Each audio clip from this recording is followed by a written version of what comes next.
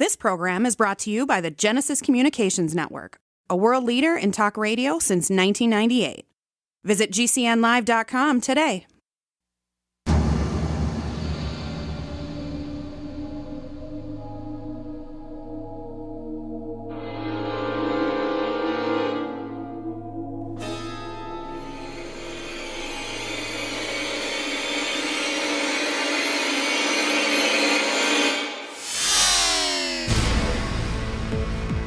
You're in the Paracast, the gold standard of paranormal radio. And now, here's Gene Steinberg. Well, that may be Gene Steinberg, but here's the normal voice that introduces the Paracast. This is Bob Zanotti, speaking from my home in the Emmental cheese country in Switzerland, and very proud and happy to be together with my old friend Gene. And thank you for having me on, Gene. With an emphasis on the old. You're only as old as you feel. I'm going to be 71 in December. I'm not going to embarrass you by asking your age, but I think you're my junior to a certain extent. But I don't know. People are saying, you're getting on. How are you supposed to feel? I don't know how you're supposed to feel at 71. I feel like a kid. You know, I'm a ham radio operator, and I hear people on the air all the time. And I get these guys. You listen to voices because it's an oral, AUR medium ham radio. I've been a radio ham for years, many 50 years, too many. You get to hear people, and you get these people talking to you like this, and well, I got troubles with my knees, and you know, I got jumping pellagra, and I got all kinds of stuff. I don't know. I'm really getting on, and I got headaches and migraines. And I said, well, how old are you? Well, I'm getting up there. I'm 52. And I hear guys who are 90 years old on ham radio, and they sound like kids. It really is all in your head. You know, you raised the right point there. I think if I bother to think how old I am, and I'm not going to mention it, because there's possibly a photograph in my closet that's aging right now. That's the trick. Just put it out of your consciousness, that's all. Well, people have been saying I'm unconscious for years, but Bob, I wanted to talk to you about that. This is going to be, by the way, a kind of an open mic episode where we go into a lot of subjects, and we're also joined by Goggs Mackay. Remember Coffee Clutch, where this all started, where you and I met each other for the first time, Jim Mosley and those people back in the New York area? That's what we did. We had no script. We just sat down at a table and said, let's go. And then, of course, this was done in a college radio station. And it was kind of like I remember a long table, right? And each one of us had a microphone. Well, sometimes we had to share. Then there were big fights and fisticuffs and black belts and things. Well, it was very, very freewheeling radio, I think they would call it. They have a fancy term for it. There's a euphemism for it. Back in our day, we would call it freewheeling. Now they call it eclectic. You know, it's an eclectic radio station. Never figured out quite what that was. But we used to get together on a Friday night. And I remember the time. We're talking about WFMU. I don't dare tell you what those call letters stood for. We'd be off the air in no time, or you get a citation from the FCC. But well, we don't want that. No, listen, I'm an old pro. I'm not going to do that to you, Gene. We're too good friends for that. But it was the radio station of Uppsala College in East Orange, New Jersey. Now, I don't know how they contrived to do this. It must be an art which has long gone, a college which managed to go bankrupt. Don't ask me anymore. I don't know. The radio station was the radio station of Uppsala College, and it still exists. And it's quite a big station in the New York area. And, you know, for those who are not from the New York area, you mentioned college radio. This was not a 10-watt station. This was a 1,500-watt FM station. And in fact, at one time, Gene, I don't know if I ever told you this, but my show, Coffee Clutch, and you were a regular guest on there, along with Jim and Jack Robinson and Augie Roberts and Dominic Lucchesi and people like that. It made it, I actually made it once, well, a couple of times, to the New York Times radio and TV listing. WFMU coffee clutch. That was a great honor. I don't know who did that. I didn't pay anybody, but those were great days of broadcasting. Well, the thing to bear in mind also when we talk about that is the range of the station. I was living in Brooklyn, New York. It was a difficult climb to get to Brooklyn, but I did all sorts of tweaks on a home-built FM radio. And I did something with the antenna because we weren't allowed to have a roof antenna. I was living just in an apartment with my parents. But I was able to do something, some sort of electronic trickery, and I got pretty good signal. Well, actually, I can get technical here as a radio ham. We started off at the beginning at WFMU with 10 watts. That doesn't sound like much. But in a densely populated area like the New York metropolitan area, with a decent antenna, we had quite a coverage area. And then we went up, I forget what year it was. I think it was 1962 or 63. We raised the power to 1,500 watts. And that was the same kind of power as the big New York City radio station. So we were doing very well. And I have to tell you, I don't know if you want to do it now, but I can tell you later an anecdote about the power increase. Now, I don't have to even ask you. It's pro forma. You remember Jack Robinson and his lovely wife, Mary Robinson, who was clairvoyant. And we did a show once that you may remember. You weren't on that one. It was just the two of them and me at their apartment in Jersey City, New Jersey, just across from the Hudson River. And we were still at 10 watts at WFMU. We had applied for a long time for the power increase to 1,500 watts, and it was blocked by, I think, WNYE. You're a New Yorker, Gene. That was the radio station, the FM station of the New York Board of Education. And they were the next channel up from us, and they objected. They were afraid there would be interference. So to cut a long story short, which is maybe not a good idea on a long talk show, and it's extremely difficult for me at the best of times, but I'll try, we did a show about the Ouija board. And Mary Robinson was an adept at the Ouija board. How many people realize that Ouija are the French and German words for yes? Oui, yes, French. Ja, German, yes, Ouija board. In any case, we frivolously brought out the board, and she had quite a record with the board. And I asked her the question, when is WFMU going to get the power increase that we've been waiting for years? Our lawyers told us it was really a difficult fight, and they didn't hold out much hope that we would get it.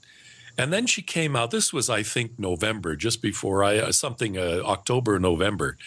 And then she said, and she went around, and the planchette started swooshing around, and she called out the numbers and everything else, and she says, no, January. And Jack said, can you be more precise?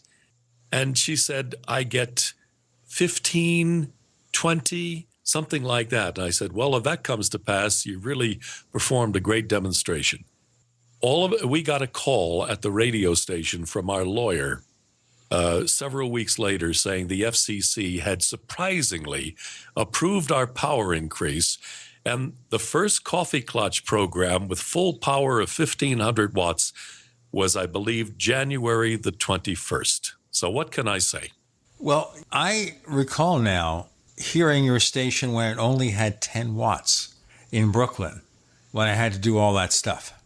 So that was pretty astounding. What is astounding also is that we have a second radio show called After the Paracast. And I have no idea what it's going to be on this week because a lot of things are happening, a lot of things are going on.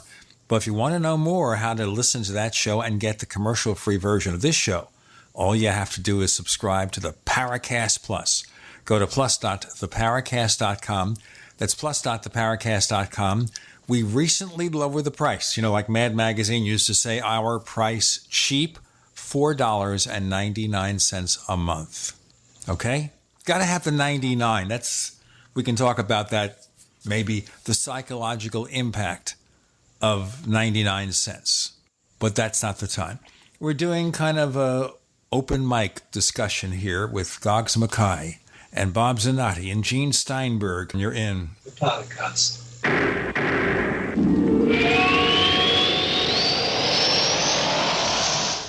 The award-winning graphic converter, the universal genius for photo editing on your Mac. Join over 1.5 million loyal users for this Swiss Army knife photo editing app. It gives you all you expect from a top-flight image editing app with tons of features, and most important, it's easy to use. Get 20% off from lemkesoft.de/Gene. That's lemkesoft.de/Gene. Do you need a website? Well, you can get a great deal on hosting services with Namecheap's legendary coupon code. They're offering substantial hosting discounts on shared hosting, business hosting, VPS hosting, reseller hosting, and even dedicated servers. Namecheap is preferred by millions. It's backed by a money-back guarantee. Use the coupon code LEGENDARY to cash in on the special deal at Namecheap.com, Namecheap.com. Hi, this is Dr. Joel Wallach, the Mineral Doctor. You've heard me talk about 90 for Life for years. 60 minerals, 16 vitamins, 12 amino acids, 2 fatty acids. You may not know this, that I've actually designed Arthrodex for animals. That's right. Your pets need 90 for Life too. Get this essential pet product by calling 877-279-9422. That's 877-279-9422. Again, 877-279-9422. Are you retired or facing retirement and you're afraid your income is going to be less than you'd like? I'm Pharmacist Keith. Dr. Wallach, the Dead Doctors Don't Lie guy, and I want to show you a low-cost way to create your own business working around your current schedule, creating extra income that will last for years to come by joining Dr. Wallach's crusade, spreading his message of better health. To learn more, visit radio.recordedvideo.com. That's radio.recordedvideo.com, radio.recordedvideo.com, or call 866-257-3105 for a recorded message.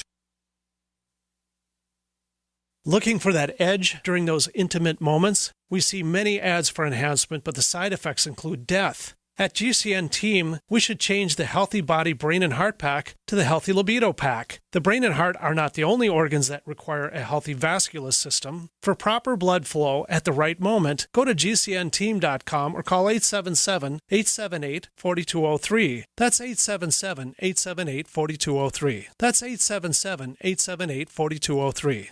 This is a life-changing message for anyone with sleep apnea who is on the go and tired of dragging around a big, bulky home CPAP device. Now there's finally a portable device that's as small as a soda can and weighs less than a pound. You can even add a battery that's as tiny as a deck of cards. It's the Transcend Mini CPAP, and if you're one of the first 100 callers, you can try Transcend risk-free for 10 days. So call now, 1-800-441-9833. Transcend is the world's first portable mini CPAP device. It gives you the freedom to sleep in total comfort anywhere you are. Our smallest and most advanced portable design ever, Transcend is so small and so light, you can fit it in your briefcase or purse to use anywhere you go. It's FAA compliant too, so you can even sleep comfortably while flying. To guarantee your 10-day in-home trial, you must be one of the first 100 callers to call minicpap.com now. 1-800-441-9833. Again, that's 1-800-441-9833.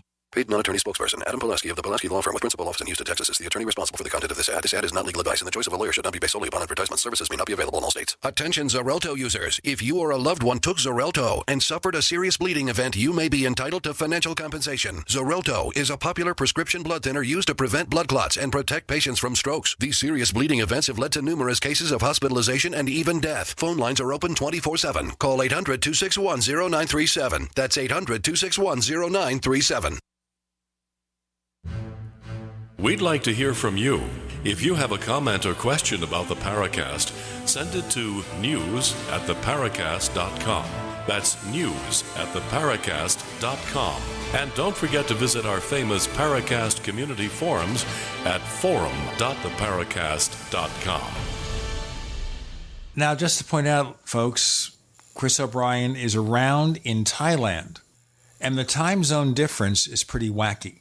So it'd be really early in the morning when we're doing this at 1 p.m., right now 1:17 p.m. Arizona time on a Thursday. There would probably be 3 a.m. Okay.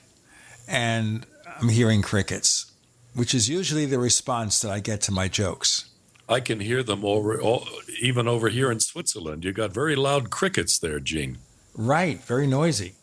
I can hear your dog sometimes, too. Not today, but in other broadcasts. Oh, yeah, sometimes he gets wacky. We used to live at a place where the neighbors had 5 dogs or 6 dogs. I lost track. They kept moving them in and out. They'd give them over to a friend to adopt them, and they'd have a couple more. And they didn't understand what birth control meant for dogs, which, of course, is to give them an operation so they can't procreate. Something gets them going, and suddenly you have 5 dogs barking. And what happens to our dog, Teddy Bear? He wants to join the chorus. So that's where it goes. And suddenly it gets to be really, really annoying. We live somewhere now where there are dogs, but not next door. I think I've heard Teddy Bear a few times when the mailman's come to the door. There you go. In any case, before we go on with this, Bob, I wanted to just bring up something I mentioned last week, and it was a comment after we had Gary Lockman as a guest. And Gary Lockman, who was known as a rock and roller as Gary Valentine, was one of the founding members of Blondie before they became famous. Okay, kind of like the Pete Best of the Beatles or something like that, where he left the band before they became famous and doesn't seem to regret it because he's gotten into something far more intellectual, I guess. And Bob indicated to me that he went to school with Debbie Harry, and he gave me a few comments. I read one of them, and I guess it was sort of out of context. And I guess the best thing to do, Bob, is for you to maybe give us a quick summary of what you remember of her. Well, that's a long time ago. We're talking the 60s. I was born in Paterson, New Jersey, and grew up in Hawthorne, New Jersey, right next door. And Debbie Harry, of course, for any of those who know her or followed her, she is a cult figure. Of course, know very well that she grew up also in Hawthorne, New Jersey. We were contemporaries. Although she was in the Hawthorne High School class of 63, and I was in the class of 64. I mean, I had no real personal contact with her, but, we saw each other. We would go, as they called it back in those days, we had traveling classes. You went from one class to the other. You went down the corridor, you saw each other. There were midday dances, and you went after the cafeteria. There was dancing, and she was there, and this sort of thing. When I saw her later pictures, it was striking because she has changed so little. I think the one thing which strikes anybody, certainly somebody who knew her as a teenager, as I did, was that her face, her visage has hardly changed. She always had an outstanding face, and that has remained all through the years. She was always what I would call, she gave the impression she was precocious. Now, I mean, we can give different spins to the word precocious. She was a good student. As I remember, people saying she was smart. She was smart. She was very sophisticated. And again, we're talking the 60s here. But she was always aloof. You would see her in a class or in a group. I think she belonged to a sorority. I don't know if sororities exist anymore, but they were very big back in the 60s, in at least in New Jersey, in the New York area. And she belonged to a girls' sorority. And I don't remember her having a lot of friends. She was very aloof, as I would say, and rather distant, if we can use that expression. There was an aura, there was an air about her that she was beyond this. You could speculate, and I see her. I see her in the hall of Hawthorne High School right now as I'm reminiscing. And I see the face today, and it's so similar.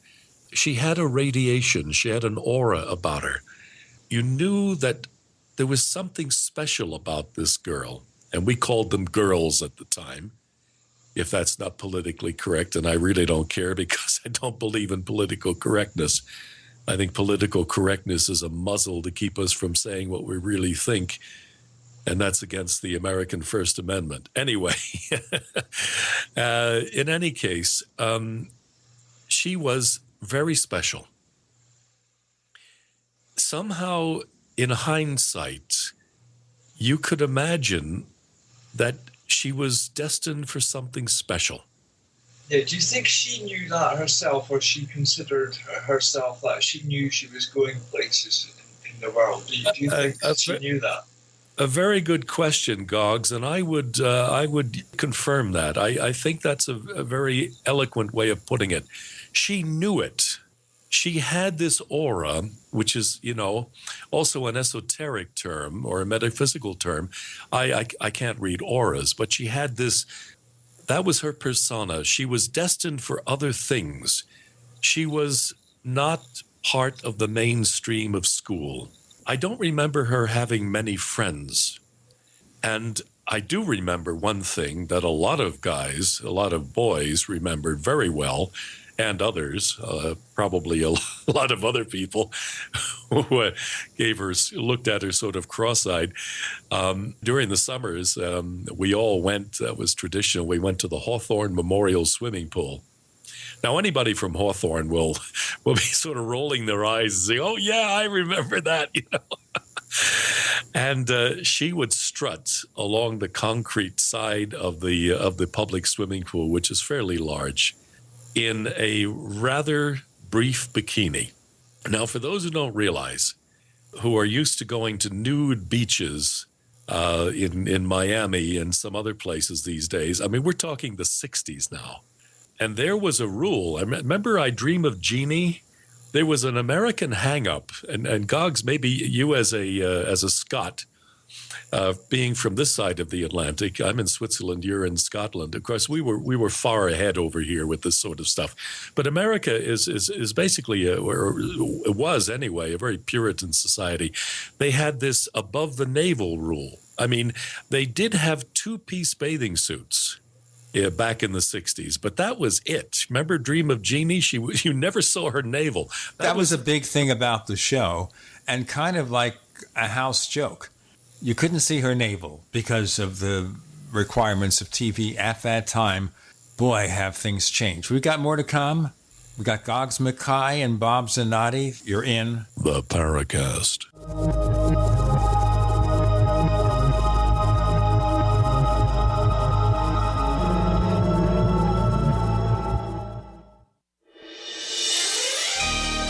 Thank you for listening to GCN. Be sure to visit GCNlive.com today. This is Dan Pilla. Do you owe the IRS money you can't pay? Are tax debts crippling you? I've defended people from the IRS for over 30 years. I've helped thousands, and I can help you too. I wrote the book on IRS settlement, and I'm telling you, there's no such thing as a hopeless case.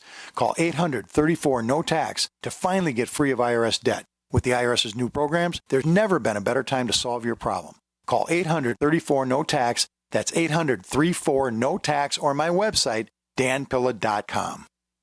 Fully cooked, ready-to-eat bacon. I'm talking thick, meaty, center-cut presidential bacon. Savory and delicious. I buy some, I use some, I store some. Awesome. No refrigeration needed with a 10-year shelf life. NASA pack technology. Bacon. Fully cooked, fully hydrated, ready to eat right from the packed bacon, or warm and served. Life-saving, ready-to-eat bacon. 10-year shelf life bacon. Ships free at fullycookedbacon.com. Fullycookedbacon.com. Hi, Peter Vaccaro for ParanormalDate.com. Are you looking for love in all the wrong places? Now you have a chance to change that by signing up for free at ParanormalDate.com. This incredible dating site puts people of like minds together. People who are interested in the strange, the unusual, mysteries, ghosts, UFOs, and the afterlife, and so much more. ParanormalDate.com was developed for you, people seeking a viable alternative to the other dating services. You can join for free by going to ParanormalDate.com, and if you decide you like it and want to connect with people, use the code GEORGE for a substantial discount. Mark Rawlings, president of ParanormalDate.com, says so many people hunger to share their experiences about the paranormal, the unexplainable, or the afterlife, and so much more, and this is the source for them to meet and share that common interest. So sign up for free at ParanormalDate.com, ParanormalDate.com, and use the code GEORGE if you decide to connect with someone you like. Attention small business owners. Want to save money on your employee health insurance plan? Learn the little-known solution that could save thousands of dollars on your health insurance benefits and save your employees money, too. Call Health Markets for a free consultation, and one of our 3,000 local agents will show you how to make healthcare reform work for you. We'll design customized solutions for your business that can lower healthcare costs for you and your employees. We'll work directly with you to determine your needs. We search thousands of health plans from over 180 health insurance companies nationwide. You'll also find out if tax credits could save you money. Best of all, the service is free of charge. See why Health Markets has enrolled Americans in more than 2 million insurance policies. You don't have to wait for open enrollment to lower your cost. Call now. Find out how much you and your employees could be saving. Representatives are standing by to assist you. Call 800-930-5137. That's 800-930-5137. 800-930-5137. Is negative content or comments on the web affecting your personal or professional reputation? Unfavorable comments, embarrassing pictures, videos, legal documents, and negative articles can ruin your personal life, your career, or your business. It happens a lot, and it's just not fair. But what can you do? ReputationDefender.com can help protect your good name. Get a free consultation now. Call 800-831-0771. That's 800-831-0771. Call right now for a free expert reputation analysis. It's easy to squash the unfair attacks with our patented system, and the analysis is absolutely free. Make the best things about you jump out in searches. Protect your personal and professional reputation, your business, and your income. Get your free reputation analysis from ReputationDefender.com right now. Call 800-831-0771. 800-831-0771. That's 800-831-0771. Or visit ReputationDefender.com today.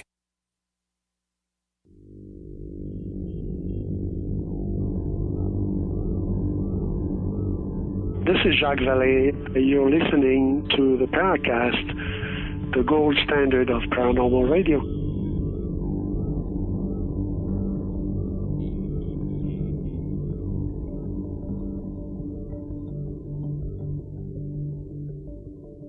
There we go. Bob Zanotti, Goggs Mackay. And Bob is remembering his youth back in 1963 in high school.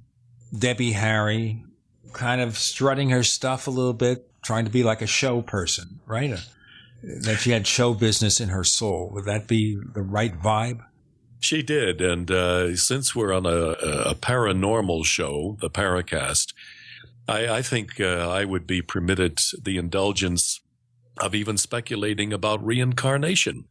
I would go so far. It's nice to be talking to an audience that gets this sort of stuff, that understands it. Bob, you know? Sorry to interrupt, but just a few minutes ago when you were talking about Debbie Harry, I was about to make a comment that because we're in a paranormal show, whenever people seem to claim to have had a past life regression, it's funny how people say, oh, I was Julius Caesar or whatever, but I could believe that Debbie Harry was Cleopatra in a previous life. Were you about to say anything like that? Yes, I mean, I wouldn't venture so far as to say Cleopatra or some other diva, but there was something. I mean, she didn't come into the world like this. I really think that she had something from a past life experience. She was perhaps a glamour star. I mean, you know, we had so many of these people back in the 20s, the 30s, the 40s, and it would be totally theoretically possible for somebody like Debbie Harry, a teenager at the time, to have been reincarnated from one of these divas, if people use that term anymore. But they just kind of use that in a very limited way. They'll use it for Lady Gaga. I guess they'll use it for Madonna, and they'll still use it for Barbra Streisand, who's still going strong. She's 74. But in the case of Lady Gaga, I don't know if you ever listen to her stuff. She can sing anything. Well, I don't listen to Lady Gaga because I think she's Gaga, but that's another story. But as far as Debbie is concerned, this is really what I meant by using the term precocious. She was good at school. She was smart. I think she was Mr. Young's favorite French student. She took French, I believe, if I recall correctly. And there was something about her that she had brought something from another life. Like they say Mozart would sit down at the piano and play something at the age of 5 or 6. Well, she had this. Look, I'm an esoteric sort of guy. I'm an offbeat guy. My Coffee Clot show back in the 60s, of which you were a regular part, Gene, was devoted to the offbeat. So I'm absolutely wide open to anything. I'm willing to accept anything, and I do accept reincarnation. I totally believe in it. And I would say that Debbie Harry probably, as Goggs also suggested, was definitely reincarnated from something else. She had a similar past at some time. But as far as the Hawthorne public swimming pool is concerned, I mustn't forget to finish that story. She wore at the time, a very brief bikini, which was navel revealing. And it revealed other things. Also, the bra was very, very scant. And did she turn faces at the Hawthorne Memorial Pool? And my opinion, I think she needed that. She knew. I remember hanging at the side of the pool and watching her go by. I think a few guys did something else, but we won't discuss that here. This is family radio. Don't tell me. I grew up in that, Gene. Don't worry about that. But I think I made my point. She would literally strut around the pool. She rarely, I don't ever remember her going in the water, but she loved to be seen. She needed to be the focal point, and she certainly was. There's something else about Debbie Harry, and I think in your last show, or the one where you mentioned, I think Chris O'Brien mentioned that about Hawthorne High School when you quoted me as saying she was aloof and so on, and Chris said, well, she was dreaming of going across the river to New York, and this is probably true. I would like to call attention. I don't have too much more about Debbie, except when I see her. She's just the same girl I remember back in Hawthorne in the 60s. But there is an obscure song of hers. You don't hear it much. And I don't think it figured very prominently in the Blondie repertoire. It was called Diamond Bridge. Now, for those uninitiated who don't come from Hawthorne, New Jersey, that sounds like a fantasy title of a song, Diamond Bridge. People might even think she's into drugs or something, Diamond Bridge. Every song those days, was evaluated in terms of being a drug song. I Got to Get You Into My Life. That was written primarily by Paul McCartney, and that was his first experience with marijuana, supposedly. Along Comes Mary from the Association was about marijuana. Well, they were all into it back then. You know that. Oh, yes. We need to move past this, though, and get back into the paranormal. Bill Clinton saying, I had marijuana, but I didn't inhale, But I'll give you the final put the cap on Debbie Harry. There is a song, as I said, an obscure one. She doesn't perform it. You can find it on YouTube and called Diamond, like the gem, Diamond Bridge. Now, here's the inside skinny, as we used to say years ago, back in the 60s and 70s. Diamond Bridge actually exists. It's not a fictitious title. It's not fantasy. There is the road, the main trading road, the main business street that goes right through the center of this little town of Hawthorne, New Jersey, of 16,000 people, is called Diamond Bridge Avenue. There is a park, a Passaic County park called Goffle Brook Park. And the bridge that goes over the spring, the little brook there, is called Diamond Bridge. Now, her parents had a little gift shop. We used to patronize that quite a bit. They had stationery and little, gifts that they would sell. Her parents, the Harrys, ran that on Diamond Bridge Avenue. And so if you look up Diamond Bridge lyrics, you'll see an ode. Really, it's very poetic. And it tells her whole desire, that's what it boils down to, her desire to cross that bridge. And that gets back to what Chris said, to go back to or over to the river to New York, to leave suburban Hawthorne, New Jersey behind and break out into the big world. Diamond Bridge. Look under the lyrics. It's all there. All right. And that's it for Debbie Harry, because she is not a mystic, I guess. Or maybe she is. You never know. A lot of the rock people were into UFOs, ghosts, any kind of mysticism. It was not uncommon. If you will permit me to say a final word about Debbie Harry. We have 30 seconds.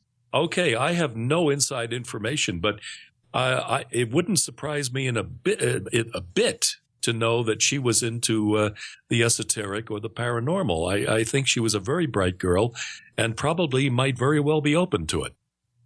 Very good. Let's move on. We're going to get more into the paranormal. Completely into the paranormal. We have Bob Zanotti, talk show host, old friend of mine. We have Goggs Mackay. We have Gene Steinberg. You're in the Paracast.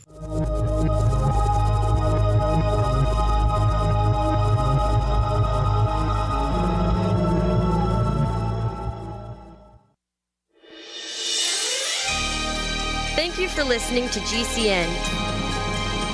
Be sure to visit GCNlive.com today. We also have swag. We have all these exclusive Paracast things that you can buy. We've got 60 or so different items, and entails T-shirts, sleeves for notebook computers, iPad cases, mouse pads, the Paracast Jumbo Tote Bag, all sorts of T-shirts and jackets and stuff like that for men and women. We have a Paracast aluminum water bottle. All this stuff, you go to store.theparacast.com, store.theparacast.com. What makes it special is that the items are the best quality, great T-shirts, fabrics, and they have our official logo on them. That's what makes them special, in multiple sizes and colors. We even have stuff for children, stuff for women, stuff for men. We have all sorts of sizes, like small up to X large. A lot of good stuff. That's the swag from the Paracast. You go to store.theparacast.com, stop by, and take a shopping tour. Did you know your car can be hacked just like your computer or phone?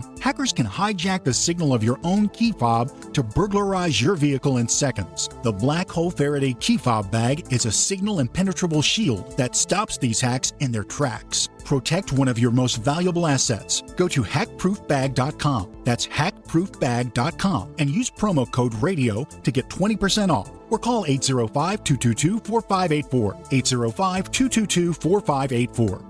In these uncertain times, it makes sense to have a sustainable backup method to cook food and boil water. If your current plan includes using a fuel-burning stove or cooking over an open fire, then there's a much better way. The Minuteman Rocket Stove is a biomass-burning cooking stove that only requires small quantities of sticks and twigs for fuel. The Minuteman Stove is easy to use, smokeless, portable, powerful, and sustainable. For the finest in survival cooking stoves and fire starters made right here in the USA, go to MinutemanStove.com. That's MinutemanStove.com.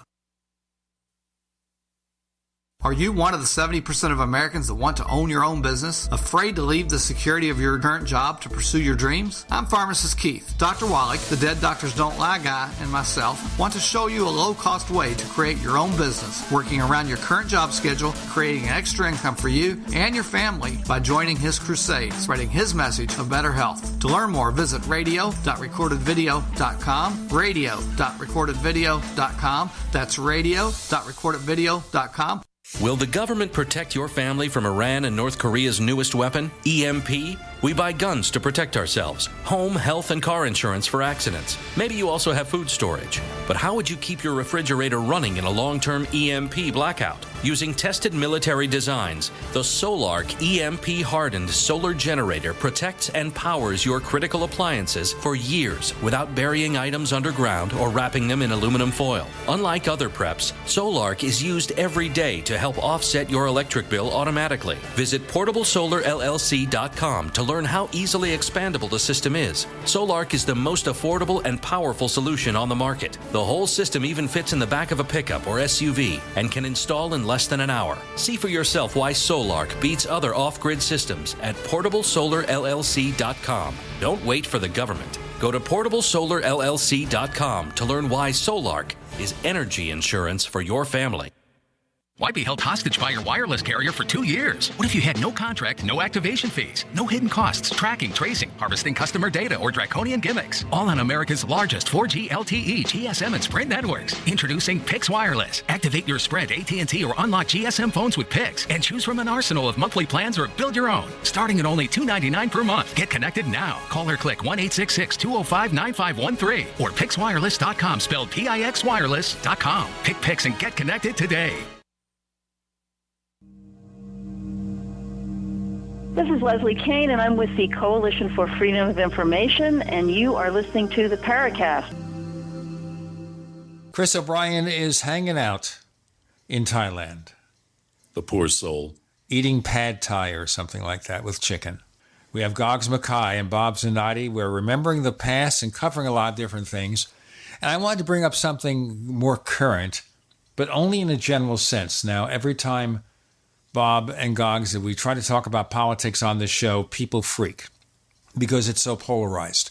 We have this thread over at the Paracast forums, which I established called the official Paracast political thread. Everything has to be official over there.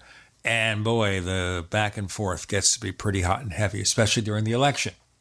But the one development here is, of course, that the disclosure people had hopes for Hillary Clinton because she seemed to be the UFO candidate. She said she'd look into it on a number of TV shows and interviews, and John Podesta is kind of a UFO guy, and I read a story the other day where Stephen Bassett says that he's been in correspondence with John Podesta for 10 years. Then he adds, of course, I send him emails, he never responds to me, which means, of course, it's not correspondence, it is he's emailing somebody. And by the way, I did ask Stephen Bassett if he'd like to come on the Paracast. And we haven't been very kind to him, so he declined, respectfully. But I wanted to be fair because of that. Now, obviously, Hillary lost any hope that she'd do something as president. Ends with that. Whether she'll do anything private now, that's a good question. I don't know. I never had any faith that she was actually going to do something because the fact she was Secretary of State beforehand, she's married to somebody who supposedly had an interest. Really, she was kind of right in the inner circle. If she really wanted to find out, I don't think she would have to wait until she herself was a president to do so. So I'm a bit dubious about that. I don't know if she, because I think we've said on the Paracast before that she would only answer UFO questions when they were brought up. It's not like something she brought to the table and she would announce, when I get in or if I get in, I'm going to do such and such regarding UFOs. It was always in response to a journalist or whatever's questions. And what you're just saying about John Podesta, Gene, I'm just thinking off the top of my head about, Chris mentioned about Tom DeLonge, the ex-Blink-182 frontman who's put a book out, and he's supposedly having lots of contact with John Podesta as well. And I think he had been mooting that something was going to happen when they get in. Obviously, he was hoping Hillary was going to get in as well. I'm not going to state a preference for either Trump or Hillary at all. I'm not going to touch that with a barge pole. But yeah, I don't believe that about that she was going to be any particular UFO candidate. Well, that's typical. You have presidential candidates who say something that may be positive for people interested in UFOs. They get into office and suddenly it all disappears. It vanishes behind the curtain. And perhaps they're saying that because they feel there's a UFO vote. You know, maybe if Hillary got enough UFO votes, she would have been elected president. Who knows? But the one thing we do know is that Donald Trump said nothing that we know about the subject, evidently wasn't even asked. But I wonder then whether somebody who claims to be outside the system would go in there and maybe get interested in it. Well, if I can jump in here, I've heard many discussions about disclosure, and it's a never-ending story. And I think Goggs brings up a very good point, and so do you, Gene. I've often thought when it came to so much talk about Hillary Clinton, John Podesta talking about disclosure, or they didn't talk about disclosure. They said they would look into it and trying to get to the bottom of it. I'm sorry to sound cynical. It's not really part of my personal philosophy, but it's what the French call a déformation professionnelle. I've been a political journalist now for 46 years, and I've seen it all, heard it all.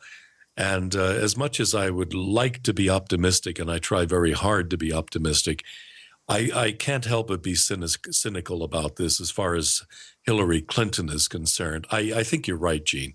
It's vote getting. It was vote getting. If one-legged toads had the right to vote in the election, she'd be going after them.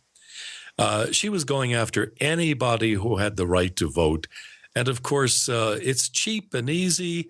There's no commitment, yes, I will look into it. And of course, a few pieces of information are circulated that John Podesta has a personal interest in UFOs.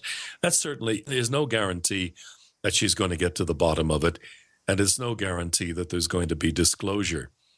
The one issue that maybe we can chew the fat around here is the question of whether the president, and this has been speculated about for a long time, whether even the president has access to this information. My personal view is, and I'll throw this out on the table, personally, I don't buy the story that even the president doesn't have the need to know, and the military is hiding all of this and is a conspiracy. I'm willing to go, a few steps towards some conspiracy theories, but this one is too outrageous. The President of the United States is the commander-in-chief and has legal access to every and all bits of intelligence and military information. If he says, I want to know about UFOs, he's going to find out, or she's going to find out about it. I think there's something fishy about the whole thing about disclosure. Yeah, I agree totally, Bob, because, I mean, a president surely could even just write an executive order, naming himself as somebody who should be read into whatever. But I always go back to the point that, well, even if there is an active, quasi-government group who is keeping the lid on UFOs, there could always be what you would suppose you'd call an accidental disclosure, literally something, like maybe even a human-made flying saucer copied from an alien one or whatever. But anyway, crashes very publicly. Something happens that lets the cat out of the bag. And you couldn't have the president completely in the dark and having to start from scratch if such a thing happened. Because he'd suddenly have to be brought, people would want to know from the commander-in-chief what's happening, what they're going to do about it.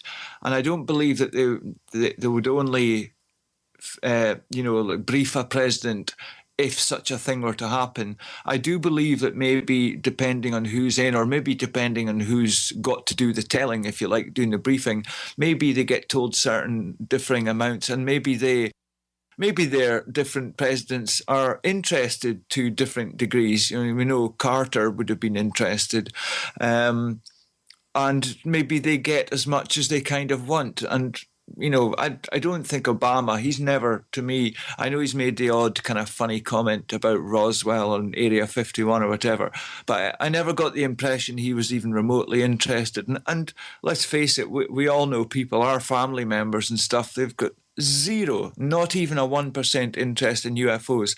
And there's no reason that it should be any different for politicians or people who make it to the White House.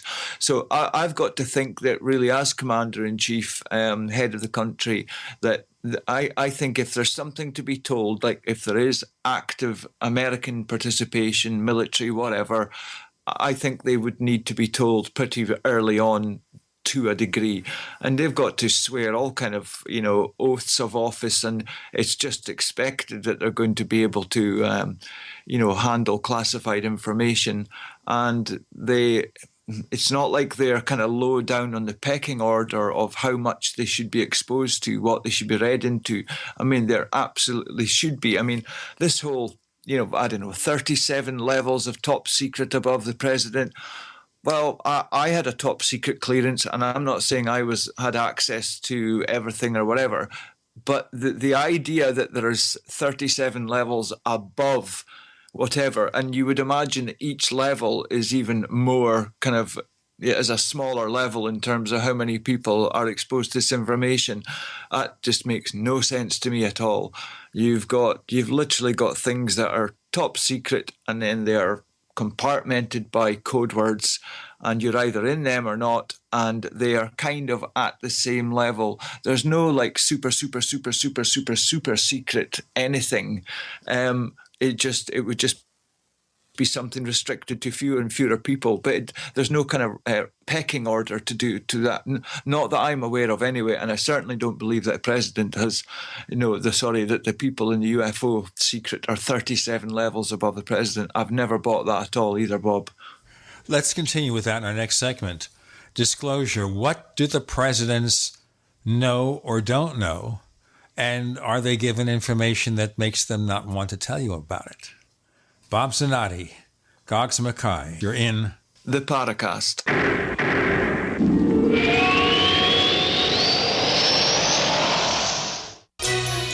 Thank you for listening to GCN. Visit GCNlive.com today.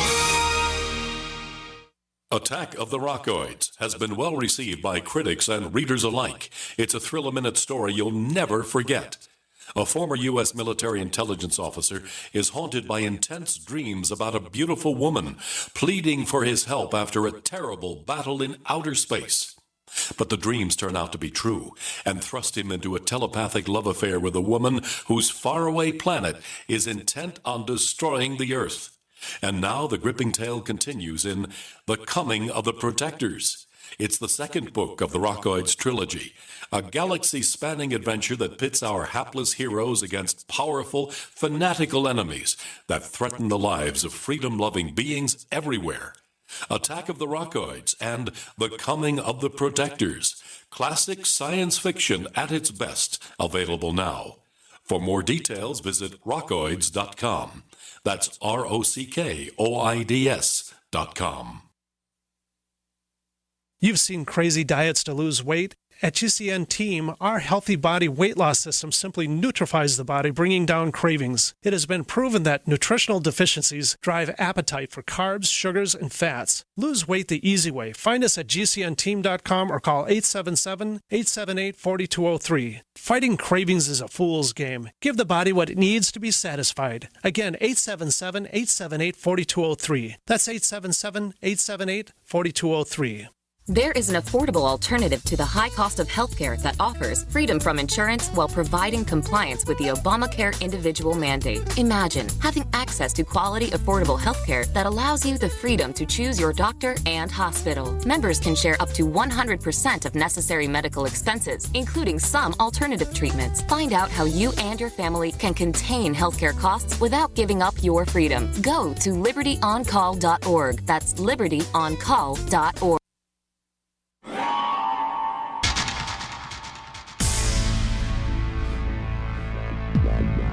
Welcome back to the Paracast, the gold standard of paranormal radio. And now, here's Gene Steinberg.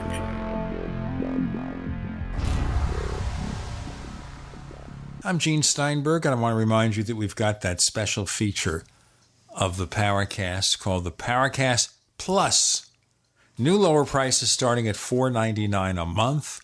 You get the After the Paracast podcast. We've also added videos and selected podcasts from The Other Side of Truth from our friend Paul Kimball.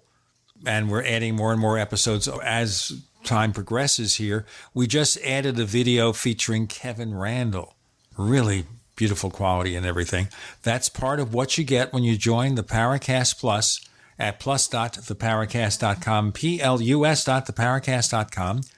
And I'm going international today. We have Goggs Mackay from Scotland, Bob Zanotti from Switzerland, and Gene Steinberg, who must be somewhere in outer space, I think. I haven't decided yet. And the question on the table, whether there are 37 classifications above top secret, does the President of the United States know anything? And if he does about UFOs, does that prevent him from telling us? How is he read in if there is a secret? If they read the president in, do they say, this is why you can't say anything? We don't know because he will never tell us. Or some people say, hey, he doesn't have the need to know. Don't tell him. Just, placate him. Say, well, there's nothing to it. Goodbye. I wouldn't know. I kind of think, as Bob would say, the president has to know if there's a secret, if he is even willing to check it out. That's the point, Gene. If you allow me to jump in here and follow up on what Goggs said before the break and what you have just said, I think all of the above are correct. It's a game of words. I remember in my early university journalism classes studying the art of propaganda. And one of the rules of propaganda, and Goggs probably knows this very well. He was probably in a field of operations which actually functioned on this principle. The art of propaganda is not what you tell people, but what you don't tell people. That's the real issue. And I think that it could very well be that there are levels of security even above the president. But my take on it would be that the powers that be, let's say the military establishment, the Pentagon, the NSA, whichever we want to talk about, they have a lot of information which they don't deluge the president with. There may be a feeling that does he, this term, need to know. Maybe they honestly believe the president does not have the need to know. Maybe the president really doesn't want to know. But I would use the phrase on-demand information. The president has the golden key. We're talking about the American political system, obviously. The president is the supreme commander of the American military establishment.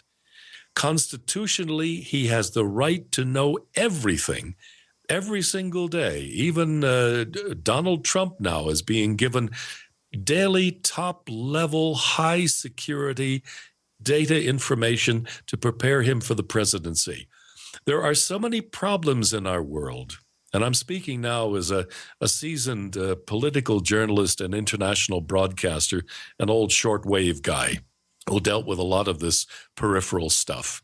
Politicians have got to set a limit. They have their own red lines, what they want to know and what they don't. And they're surrounded by people who protect them all the time. The president is simply not physically or emotionally or psychologically in a position to absorb all of the information. And don't forget that we here on the Paracast are deeply devoted and interested and dedicated to the search for knowledge and information about these very specific fields of esoteric knowledge, to use that term. I would not assume that the average person, which includes the President of the United States, is interested in this, except maybe for Clinton or Podesta. And as I said in the last segment, I think it was vote getting. I don't question that maybe Hillary Clinton and John Podesta have a serious interest in this, but I don't think they were going to make it a national priority. The world is falling apart. America, to a large extent, is in shambles, and I don't think divulging information about UFOs is very high on their agenda. And there is also this aspect.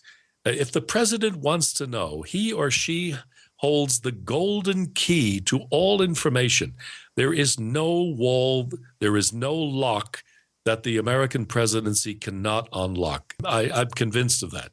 But the question is, do they want to? Do they even care? And that's where I would use this term on-demand information. If they speak up and they pound their fist on the table and say, General, I'm going to have your head if I do not have every dossier on UFOs, and I want clear information here, and I want it in 1 hour, or else you're out of here. On the other hand, what could also happen, this is another conspiracy theory, is that when he's read in, before he takes the oath of office or after, he's read in, and they say, you really don't want to ask. You really don't want to ask. And depending on the level of curiosity of the president, well, we've got these 10 different crises to face. Let's set that aside, and maybe we'll revisit it later. So he deals with the 10 different things, and then there's 20 more things. And he's so busy, unless there was a compelling need for him to know about UFOs. That's the point, Gene. They can just blow him off. That's the point, exactly the point I'm trying to make. It's not high on the priority list. I mean, let's go back to our favorite discussion, Roswell. Let's visit that in the sense that maybe it happened. Let us assume, for the sake of argument and rhetoric, that there actually was a crash of extraterrestrials, and they had little bodies that they took away in little coffins and put them up somewhere in Area 51. Let's assume this is true. But now we're in the year 2016. Nothing has happened. We have not been invaded by flying saucers. The day the Earth stood still has not yet happened. No world capital has been visited that we're aware of.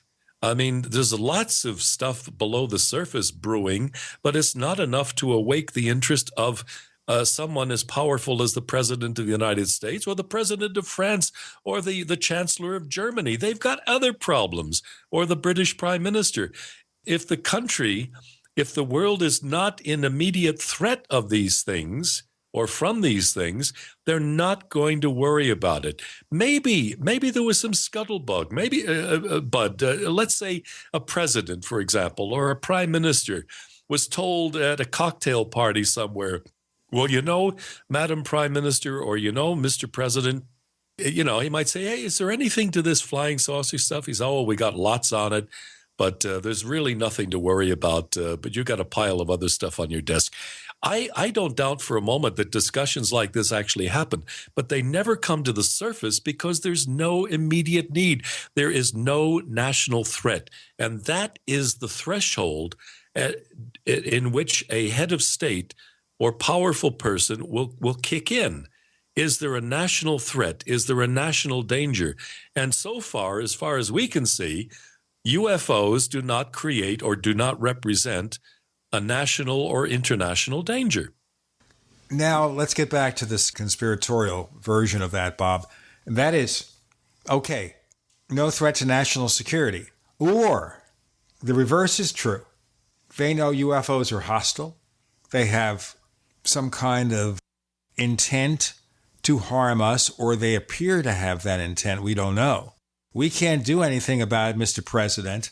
So he, along with his cabinet secretaries and his military people and his intelligence people, will say, you know what? We can't say anything now because it would cause panic. We just have to figure out how to handle it. And when and if we do, we can make an announcement. But right now, it wouldn't be prudent. Oh, big conspiracy. Bob Zanotti, Goggs Mackay. You're listening to the Paracast.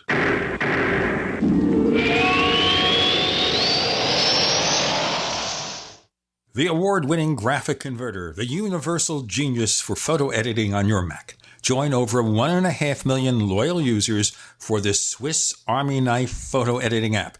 It gives you all you expect from a top-flight image editing app with tons of features, and most important, it's easy to use. Get 20% off from lemkesoft.de/Gene. That's lemkesoft.de/Gene. Do you need a website? Well, you can get a great deal on hosting services with Namecheap's legendary coupon code. They're offering substantial hosting discounts on shared hosting, business hosting, VPS hosting, reseller hosting, and even dedicated servers. Namecheap is preferred by millions. It's backed by a money-back guarantee. Use the coupon code LEGENDARY to cash in on the special deal at Namecheap.com, Namecheap.com.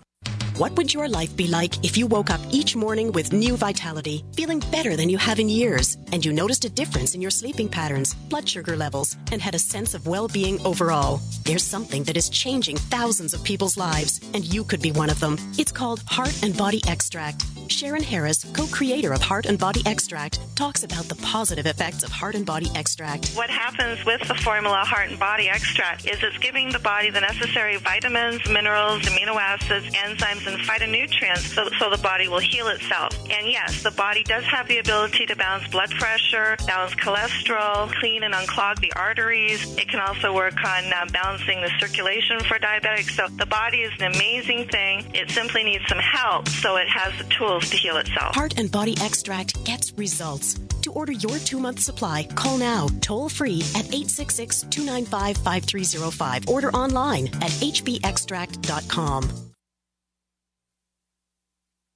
In these uncertain times, it makes sense to have a sustainable backup method to cook food and boil water. If your current plan includes using a fuel-burning stove or cooking over an open fire, then there's a much better way. The Minuteman Rocket Stove is a biomass-burning cooking stove that only requires small quantities of sticks and twigs for fuel. The Minuteman Stove is easy to use, smokeless, portable, powerful, and sustainable. For the finest in survival cooking stoves and fire starters made right here in the USA, go to MinutemanStove.com. That's MinutemanStove.com. Are you happy washing your hands with harsh chemicals? Are you happy doing laundry with detergents? Are you happy paying high prices? Find your happiness with Pure Soap. These all-natural, earth-friendly Pure Soaps are the very best you've ever used. Buy in bulk. Get a 12, 36, or 48-month supply, or get items individually and still save big. You're getting soap products twice as good as what you're using now, earth-friendly and natural soaps. Your family deserves the best. Happiness is 5starsoap.com. Why not put your money up the drain for a change? See them at 5starsoap.com or call 1-800-340-7091 for a catalog. Cal Ben Soap Company can save you thousands of dollars and give you good old-fashioned real soaps that are triple concentrated. Soaps made from vegetable and coconut oils. See their full selection of soaps at 5starsoap.com. That's F-I-V-E starsoap.com. Or call 1-800-340-7091 for a catalog. There is an affordable alternative to the high cost of healthcare that offers freedom from insurance while providing compliance with the Obamacare individual mandate. Imagine having access to quality, affordable healthcare that allows you the freedom to choose your doctor and hospital. Members can share up to 100% of necessary medical expenses, including some alternative treatments. Find out how you and your family can contain healthcare costs without giving up your freedom. Go to libertyoncall.org. That's libertyoncall.org.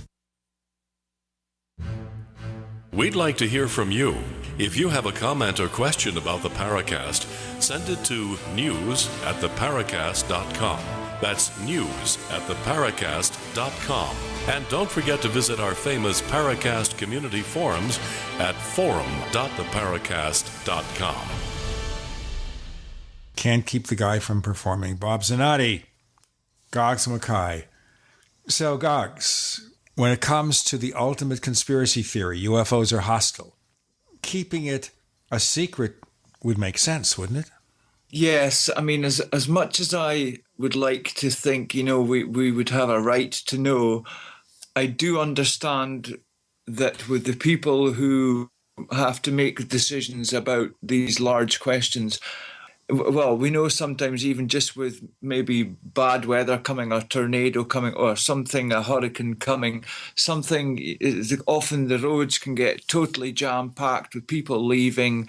And if there did seem to be some real kind of threat, I do believe there could be a panic, depending on what the threat was perceived to be and how it was kind of broadcast to the people, in what tone or whatever. But maybe the truth is quite ugly and quite frightening evening. I think probably the most frightening thing for a government is that they are completely in the dark, is that they know there's something going on, but they're literally as clueless as the three of us. And for governments, I suppose that's probably the worst position to be in, because they've no idea which way to turn, what to do.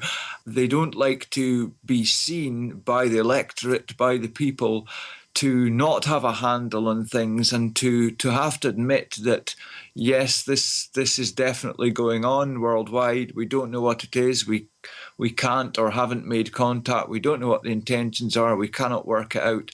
It may be the reason is just that they don't know, and that's kind of almost worse than admitting, yes, the Soviets are a threat, would be somewhere like North Korea, where you just don't really know because it's such a secretive country. So maybe, the subject to UFOs, if we don't have much of a handle on it, but we know it's happening, then that could be really worrying. And that's another reason not to say anything at all, because it could be really bad. But either way, if they don't know about it. Well, Goggs, I think that you're absolutely right on there. From my listening to you in previous Paracast, we don't know each other personally. It's the first contact we've had, and I've always admired you, incidentally. You're a very bright guy, and you have a lot of intelligent things to say, which has always impressed me. You have government background. Military, not government, yeah. Well, government and military is part of the government normally. You have a military background, okay. And, military people don't fool around. They're pretty level-headed. And I think the issue is, first of all, to repeat myself, and it's been said again, if there's no immediate threat, the military doesn't kick in. But, of course, as you, I believe, know very well, Goggs, and I am not a spy who's been following you. Maybe you have something to admit, Bob? Oh, you never know. The shadow knows. Anyway, you realize how these things go. There's a lot of money is thrown at sometimes very unpromising research projects.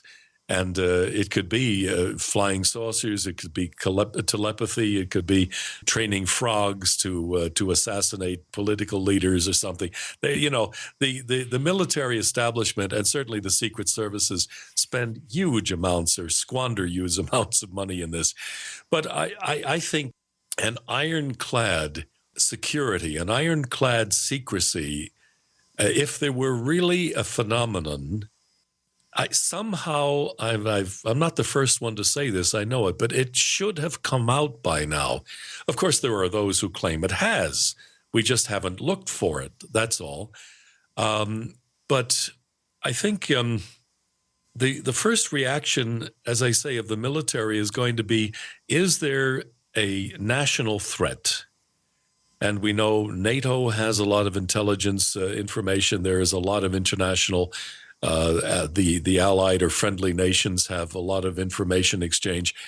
The question is, they may very well have identified phenomena of this kind that we generally describe as UFOs or ETs. But I think like the rest of us, and this is what you were saying, Goggs, they really don't know any more than we do about it. I mean, they're probably speculating just the same way we are. And we'll never really know unless a flying saucer sets down in Central Park or in Hyde Park, London, or something. And this never seems to happen, which is always puzzling. There's another thing which always puzzled me, and I'm an internationalist. I'm in Switzerland. And when I hear discussions about flying saucers, and I know there is an answer to this, but I always find it interesting that the reports of flying saucers that I hear about always seem to come from the United States. And I'm always puzzled as to why this should be. I know you in the UK have got a lot of reports. There are reports from Brazil and the reports from China and Japan and Italy and everything else. But the whole folklore around flying saucers, going back to Kenneth Arnold in 1947, revolves around the United States. And the thought that I've had, and looking I've also contributed a few comments which were not well received on the forum, on the Paracast forum, several years ago. For example, I think it was in New Mexico, where people were constantly seeing strange things in the sky. And I actually did some journalistic research and found out that sector of northeastern Nevada is a military test zone. So I think you know where I'm going here. I really believe there are flying saucers, but I don't know, or extraterrestrial or whatever visitations. We have phenomena that are being seen, and I believe that there's a lot of this stuff which is really true, but I simply don't know where it comes from. We can get into the multidimensional theory. We can get into the classic flying saucers from another planet or whatever you want to say. I'm sure it exists, but I think an awful lot of the stuff that's being seen is probably military test aircraft. And I mean, I know a lot of people would disagree with that, but I think there's a lot of confusion, especially so many of the reports from the United States are really conventional or, unconventional military objects that are being tested. Let me throw a few things out here. Now, as you probably recall, Bob, our old friend Jim Moseley used to send an Earth theory about UFOs. He used to use that theory, I think, just to be different. Or maybe he believed some of it, but I remember a conversation he had with Dr. Leon Davidson, who was a guy who released the printed copy of the Project Blue Book Special Report 14 back in the 60s. And he changed his theory because Dr. Davidson, who had worked with government credentials, said something that he backtracked on. And Jim gave up his Earth theory as a result. We've got more to come. We're talking to Bob Zanotti and Goggs Mackay. You're in the Paracast.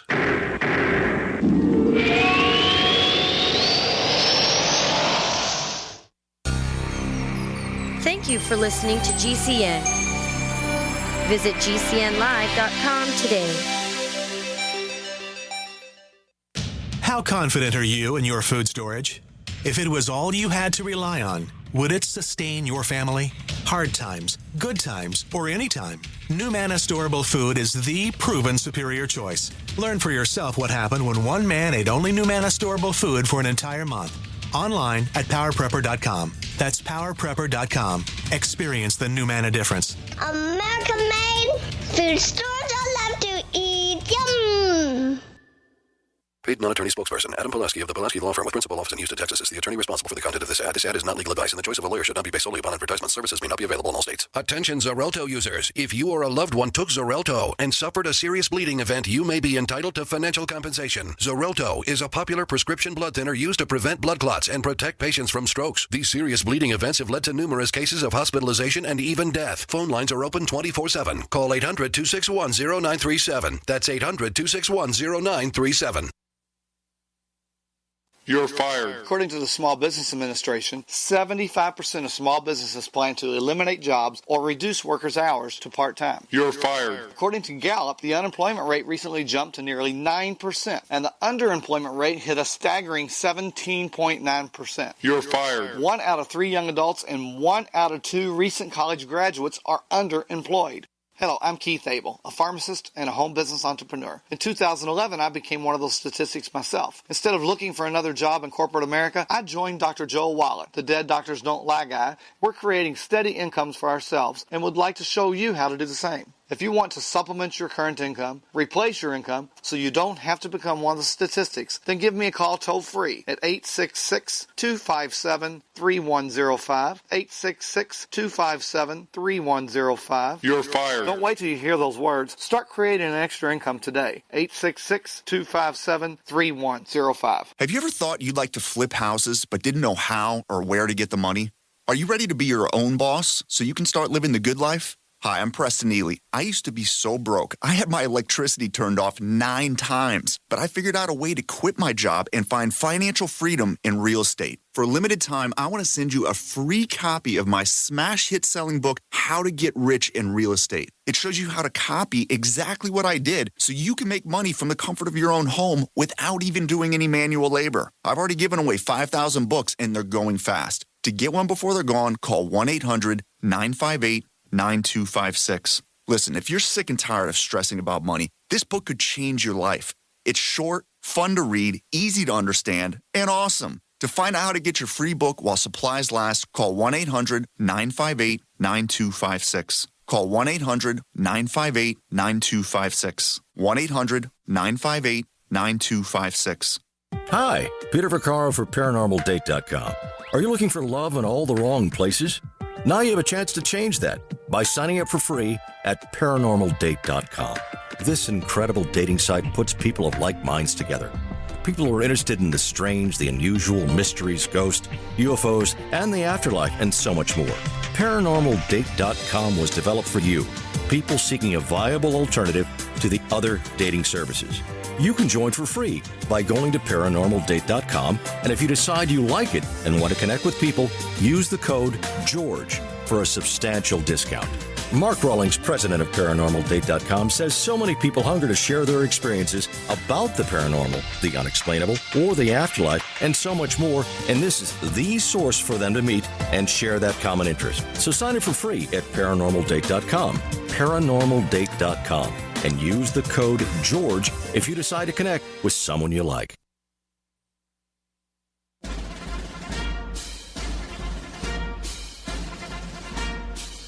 Hi, it's Grant Cameron from PresidentialUFO.com. You're listening to the Paracast, the gold standard of paranormal radio.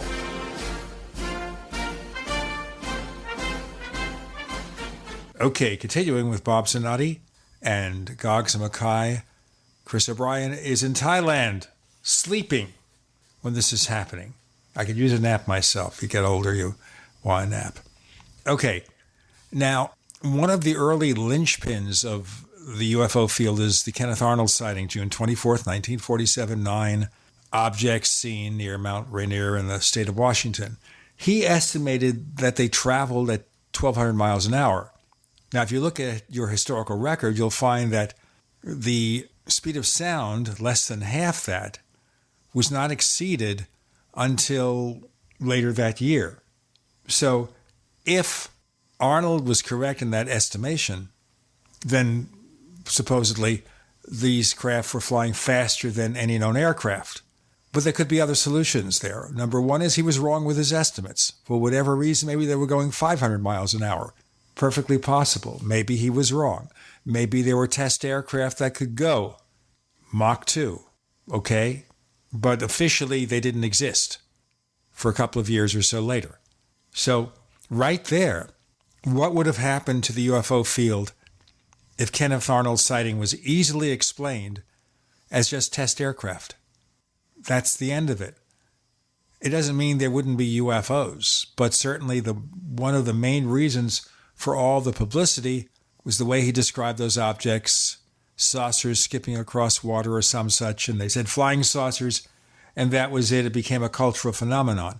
If UFOs had not become a cultural phenomenon, what might have happened? It's hard to discount the beginning as being from the reports of Kenneth Arnold. And I know many people say, well, Stanton Friedman, for one, he would say that, the reason it all kicked off around that time is to do with, atom bombs and what have you. I can imagine a parallel Earth, history in which Kenneth Arnold's sighting doesn't happen. And you've got to wonder that if the media hadn't picked up it then that maybe during the next 10 years or so, it would have got to the same point of interest, but that may have definitely been the start of a snowball rolling down the hill, in that it just maybe, as sometimes news stories do, they gather momentum, and then because of that, people start looking up at the sky, and maybe most of them are seeing test aircraft or whatever, and weather balloons, whatever, they just didn't really look up before. But you can totally see, you could argue that just because of one story that went nationwide, probably worldwide, because of the increased interest, that could have kind of literally started the whole flying saucer thing. And whether or not there are real flying saucers at that time or not, that may have snowballed on. And at the same time, if the sighting hadn't happened, at some point, maybe someone else would have come out with a sighting that would have snowballed on. But I think most people do trace it back to him. Not the first strange objects claimed to be seen in the sky by a long mile, but definitely the start of modern ufological craze is then. I just wanted to quickly go back to the presidential thing for a minute, but not on UFOs. What do we know about any previous presidents and anything else that's paranormal? I'm thinking about how, the White House is supposedly haunted, and we know that Reagan used astrology. So we've got Clinton, UFOs, Reagan, astrology, which a lot of people would say was paranormal. But I'm not really aware of any other presidents that are known for any other kind of paranormal interest. Do you two know? Well, I can only speculate that the golden age of spiritualism and the occult was in the late 19th century. That would be interesting if there were some scholars, and I'm not one, but someone who could speculate or even bring evidence about interest in the White House at that time. What you say, Goggs, is absolutely correct. I would assume it's probably not a new phenomenon. It's just that a lot of the stuff gets lost in history. Maybe Theodore Roosevelt used to have seances in the White House. I don't know, pure speculation. I'm sure I've actually heard that a few sitting presidents have claimed to have seen the ghost of Abraham Lincoln or whatever, and, his bed, the Lincoln bedroom or whatever is haunted. But wasn't it Queen Victoria said she saw him?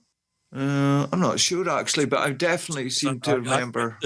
I read this recently. Queen Victoria, I can't verify the source, so it's journalistically unsound, but I saw it on the internet at a fairly reliable source, but I can't quote it at the moment, that Queen Victoria was on a state visit to Washington, and she heard a knock on the door, opened the door, and it was Abraham Lincoln standing there. That sounds absolutely incredible and absurd, may very well be. But that was one anecdote that I read about. And maybe somebody in the forum can fill me in on this, but I'm pretty sure it's maybe one or two presidents, certainly in the last 100 years, have claimed to have seen ghosts of former presidents. And I think the name Lincoln definitely come up. I don't know about any of the other previous presidents, the previous 44. Gene? Does that ring a bell at all? With regard to previous presidents? Yeah, yes, and like ghost sightings in the White House, whatever. Oh, boy. Offhand, I've heard of a few things here and there, but I just can't think which president might be involved. I mean, we know that Nancy Reagan, of course, was consulting with a psychic, and there were stories that in his second term, Ronald Reagan was already suffering from the effects of Alzheimer's, although that was not made public until years later. Listen, guys, could I break in with this anecdote, which is very timely regarding the American presidential election? I spent a lot of time in the internet, as we all do, and I read some very interesting stuff. Did you two hear about the Chinese monkey prophet? Came out last week on the net.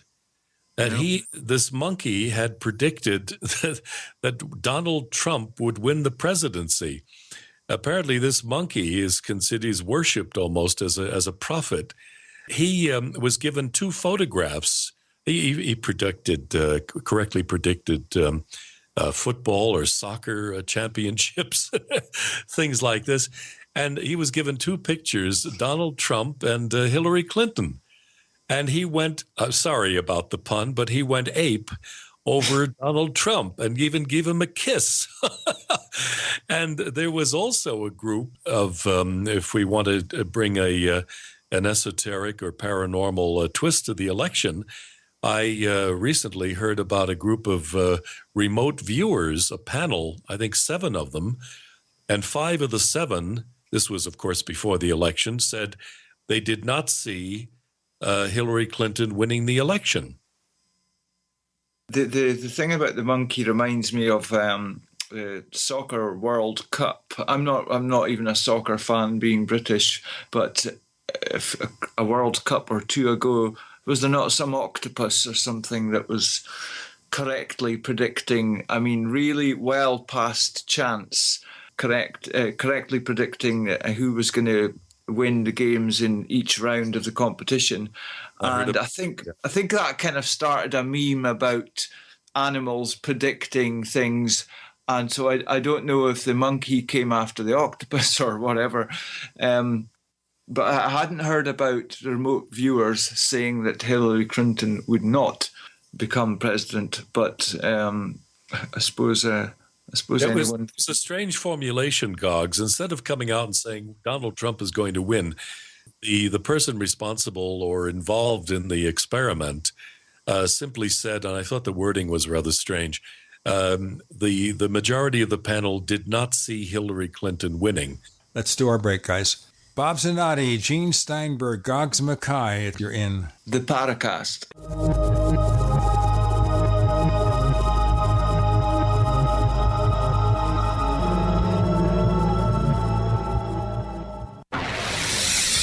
You are listening to GCN.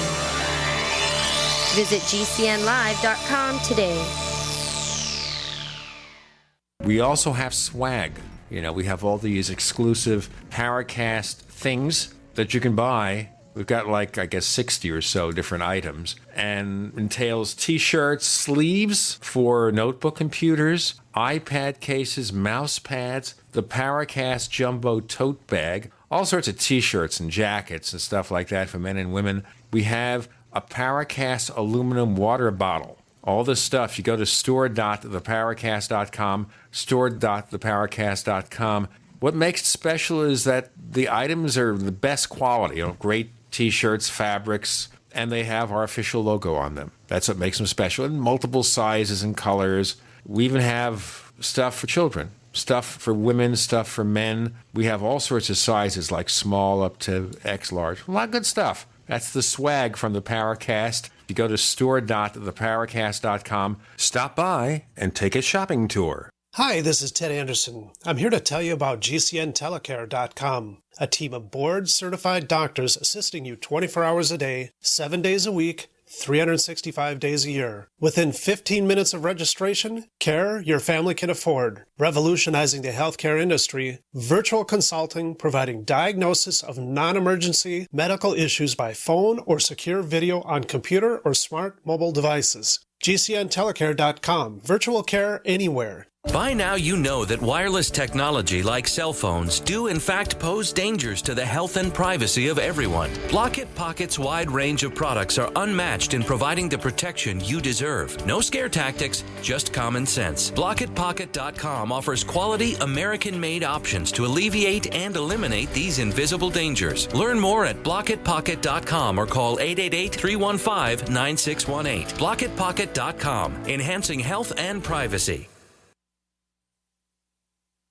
Today, living in the United States means that your online privacy is at risk. Regaining that privacy means going abroad. Privacy Abroad offers secure online privacy because our servers are located in Switzerland, a safe haven for digital communications. As a law-abiding citizen, you have nothing to hide, but you certainly have something to lose. Regain your Fourth Amendment rights and your peace of mind. Go to patriot.privacyabroad.com now. That's patriot.privacyabroad.com. Dangerous blood clot device alert. If you or a loved one had an IVC filter placed to prevent blood clots from traveling to your heart or lungs and suffered an injury, you may be entitled to substantial financial compensation. The FDA warns that IVC filters may cause serious complications, such as heart or lung damage, internal bleeding, and even death. These dangerous blood clot devices can break, and the metal fragments can travel to your heart or lungs, causing serious injuries. If you or a loved one suffered organ damage or other injuries from an IVC filter, you may be entitled to substantial financial compensation. Act now. Time is limited to file a claim. For a free consultation and free information, call Injury Help Desk at 800-478-1507. 800-478-1507. 800-478-1507. This is an advertisement. Paid non-attorney spokesperson. InjuryHelpDesk.com is responsible for this advertisement. Principal office, Las Vegas, Nevada. If you or someone you care about loves outdoor adventure, then check out slingbow.com for some unique holiday gift ideas. That's slingbow.com, where we have some innovative new products for the archer, hunter, or bow fishing enthusiast in your family. Now through January, use the promo code HOLIDAY to get free shipping in the U.S. or Canada. And from all of us at Slingbow Industries, have a safe, joyous, and peaceful holiday season.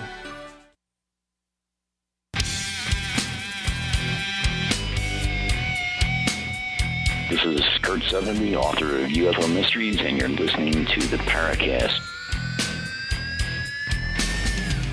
Yes, Bob Zanotti, the wording is kind of strange there, because that would imply it wouldn't be Trump either.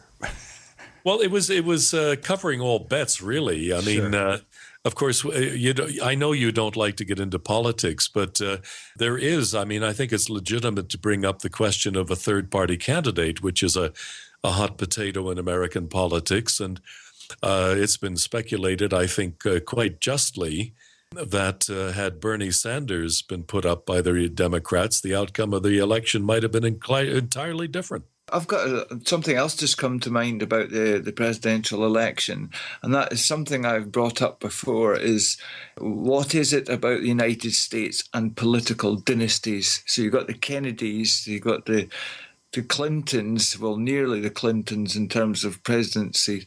And I don't know if it's being mooted much over in the United States, but on the BBC News website, which is where I get most of my news, there's already been stories about Michelle Obama. I know she doesn't want to run about, but running for president in 2020. And I'm thinking, give other people a chance. Stop trying to get the job for your brother or your wife or your son or your nephew. I think that's highly undemocratic to have these political dynasties or the Bushes, where it just seems to be just as bad as the British aristocracy or the monarchy, in that, you know, we're keeping it all for themselves. We don't want anyone else to have the job, and certainly not anyone of the riffraff. What do you guys think about political dynasties in the United States? Maybe most Americans are for that kind of thing, don't see anything wrong with it, but to me it's very undemocratic. Well, let me jump in here. I mean, I know that, or I sense and I think that Gene doesn't want the program to get too much political. But I think the answer, the first thing that comes to my mind, Goggs, it's a very interesting point you make. I think it has to do with an old tradition of so-called prominent families. It seems to be an old American tradition, particularly alive in the southern states of the United States and in New England. And look at Massachusetts, the well-known families. And I think it's very apt what you said, that it's sort of the American equivalent of aristocracy. Americans like to pretend that it's an egalitarian society, like the French, you know, égalité, fraternité, liberté. But I don't think it works quite the way the theory is put. I think that's what it is. It's also, it helps make the decision easier. It's a known product. It's a brand. You know, I hate that. Modern marketing brands everything. That's a good analogy, Bob. I had never thought of it as a brand, but you're quite right. Yeah, it's like we could start calling Roswell a brand, you know. It is a brand, isn't it? It is a brand. I mean, that's what it is. You say Roswell, and everybody knows. You say Lifesavers, everybody knows. Coca-Cola, everybody knows. And I think this is largely what it is. It's just basically marketing people rather than products. You see, I'm always bothered by the fact that Roswell is like another linchpin of UFO reality. If Roswell turned out to be a test aircraft that crashed, a test balloon, all the excuses and everything, Roswell turns out to be conventional, it doesn't end the UFO mystery, nor does any revelation that the Kenneth Arnold sighting might have been conventional. It doesn't. But we're spending so much time invested in Roswell. It's a brand. A lot of money is being made over Roswell. A lot of books have been written. That shouldn't be the be-all and end-all, and that's one thing that always concerns me. I just wish we could set it aside. But here's what happens. We say on the Paracast, we are not going to talk about Roswell anymore. Enough. We've had enough of it. But you know what? They want to hear it. Anytime we bring on a Roswell guest, they want to talk about it. So we had Kevin Randall on a number of months back, and he had written a book called Roswell in the 21st Century, or For the 21st Century. I'm not going to look it up. And he gave us a preview of it, that some of the evidence that they accepted for Roswell on reexamination wasn't quite there, didn't make it. Although I think one of the big things was the alleged being seen in connection with Roswell that he came to believe less and less. Now, if anyone wants to know, Kevin Randall is doing a radio show now, his own radio show, as a result of which he's not doing too many other shows for a while, but he'll be back. But there you go. We're depending too much on Roswell, depending too much on Kenneth Arnold, and I just hope we'll move past it someday, but not in my lifetime, probably. But Jane, let me stir the pot for a moment here, and I hope Okay, let me get my spoon. Go ahead. I need a ladle. Let me get my pot. Yeah. I'm not that kind of pot, Goggs. I prefer wooden spoons. I cook a lot of sauces. And I don't mean this to be provocative, especially after what you've just said. But, the thought just occurred to me. We dwell on Roswell. Well, a lot of people dwell on Roswell just as though the same way we dwell on old movies like The Day the Earth Stood Still. It's one of my old-time favorites. I watch it over and over and never get tired of it. And I think this is what it is. This is why people are drawn back to Roswell and some of the old classic stories, especially Roswell is a classic. And people, the answers have not been forthcoming. The questions are still there. It's never been answered. Of course, you can you can discuss this till the cows come home. But I just want to throw this out. Theoretically, rhetorically speaking, how many Roswells have maybe happened since the Roswell incident, and the military, the authorities covered them up more effectively than the Roswell incident? The means available to them are far more sophisticated than they were in those days. That's very true, and that's just talking about the United States. I would imagine a country like China, which has much more control over its people, its broadcasting, movement of people. It's also a large landmass, and we know there's lots of UFO activity reported in Brazil. So what's being covered up in these places as well? And with what you're saying there, Bob, as well, about not only could maybe the military be better at covering up things since Roswell, but who knows if maybe they are the ones that are kicking up the name Roswell again for the old look over here and not over there kind of thing. It might be. So for instance, when Bill Clinton said he was going to look into the Roswell thing again, and the US Air Force did that, who knows if there was another, it was a shell game, there was something else more interesting going on. They think, right, we'll start publicising that we're going to look into Roswell again. And whether something happened there or not, I suppose it could be a useful tool as a distraction.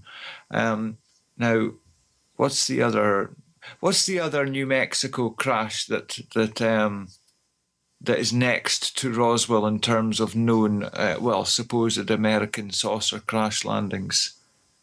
It's on the tip of my tongue, but I think Gene knows probably. Gene knows it for sure. The other case is Aztec, New Mexico, but I don't think the evidence is near as much as you have for Roswell. So we really don't take it seriously here. Well, my point was anyway, just what if, say for instance, that it was a real case or something like that, then and Roswell isn't a real case, then I can imagine anyone who wanted to cover it up, they would just keep feeding Roswell-themed stories or bits and pieces out into the media to keep the public or the UFO public looking in that direction, while maybe a real other event is going on kind of under our noses, because suddenly we're looking over towards Roswell metaphorically again. I have to stir the pot again, gentlemen.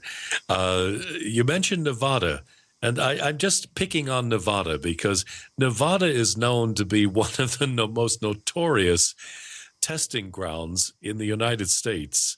Parts of it are highly secret, as we know, and all of these things seem to happen in New Mexico or Nevada, you know, these way out back places.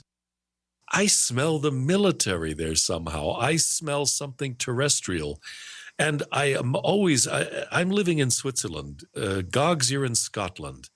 And, you know, we have a lot of wild country over here, mountains. I walk the dog sometimes. It's scary. I have never been assailed by an ET. I've never been kidnapped, never had any encounter with them. I've never seen anything. I have to ask Bob whether he lost some time sometime. Missing time. We got to do our break. Goggs Mackay, Bob Zanotti, you're in the Paracast.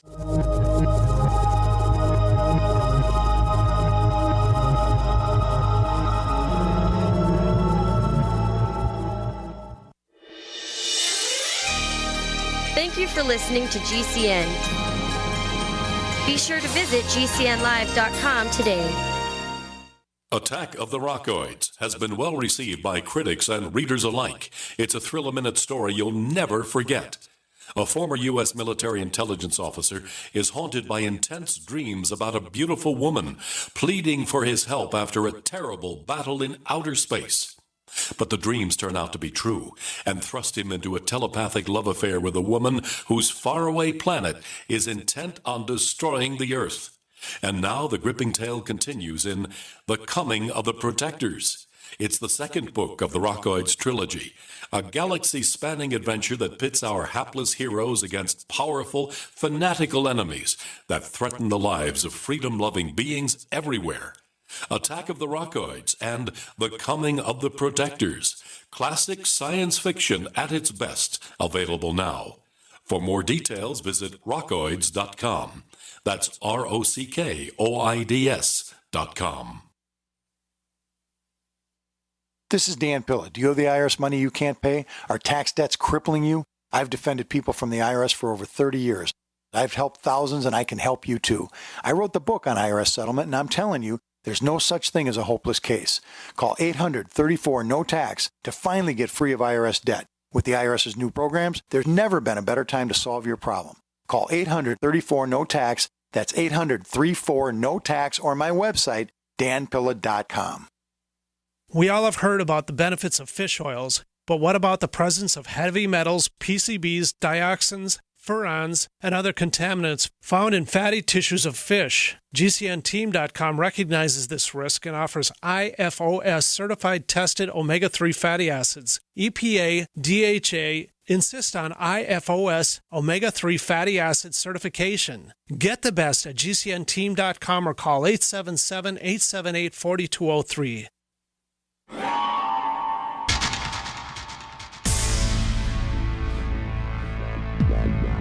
Welcome back to the Paracast, the gold standard of paranormal radio. And now, here's Gene Steinberg.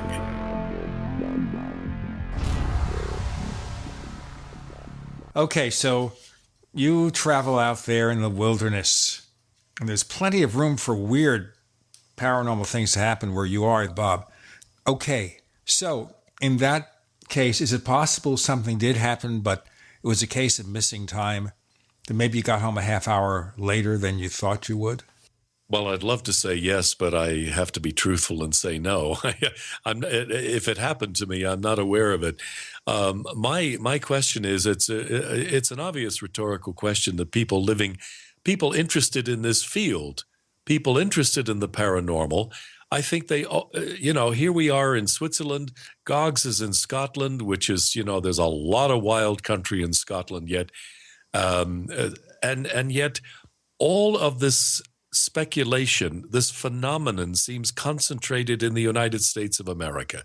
I don't want to be offensive to Americans, but it seems strange that all of this should be focused there. There are maybe rational explanations. I'm willing to accept that flying saucers are extraterrestrial beings.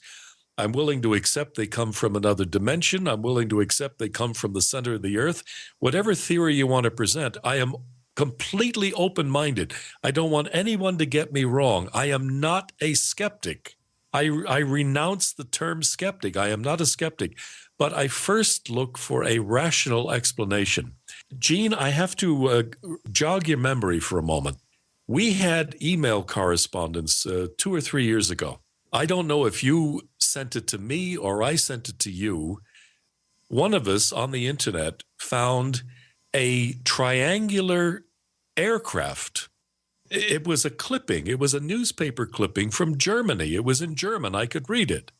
And it presented this new style aircraft. It was from the 1940s.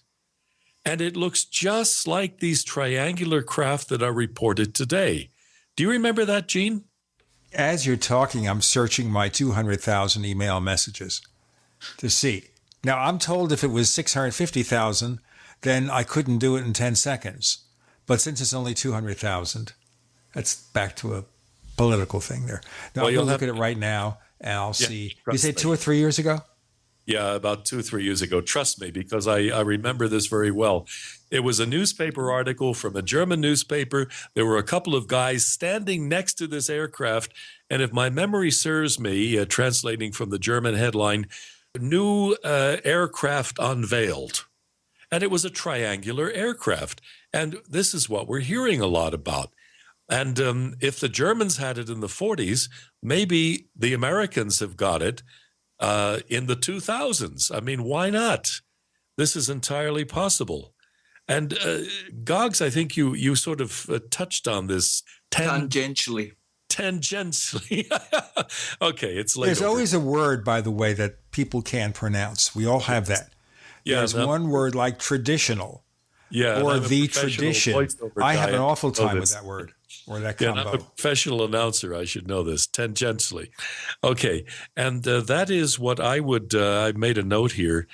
I would like to bring up a subject which Von Däniken has brought up. Other people have brought it up. It's nothing new, but I don't hear a lot of discussion.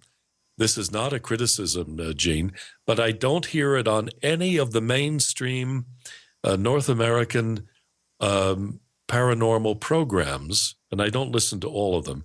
But the phrase I'd like to throw in here for discussion is the Vedic tradition of India.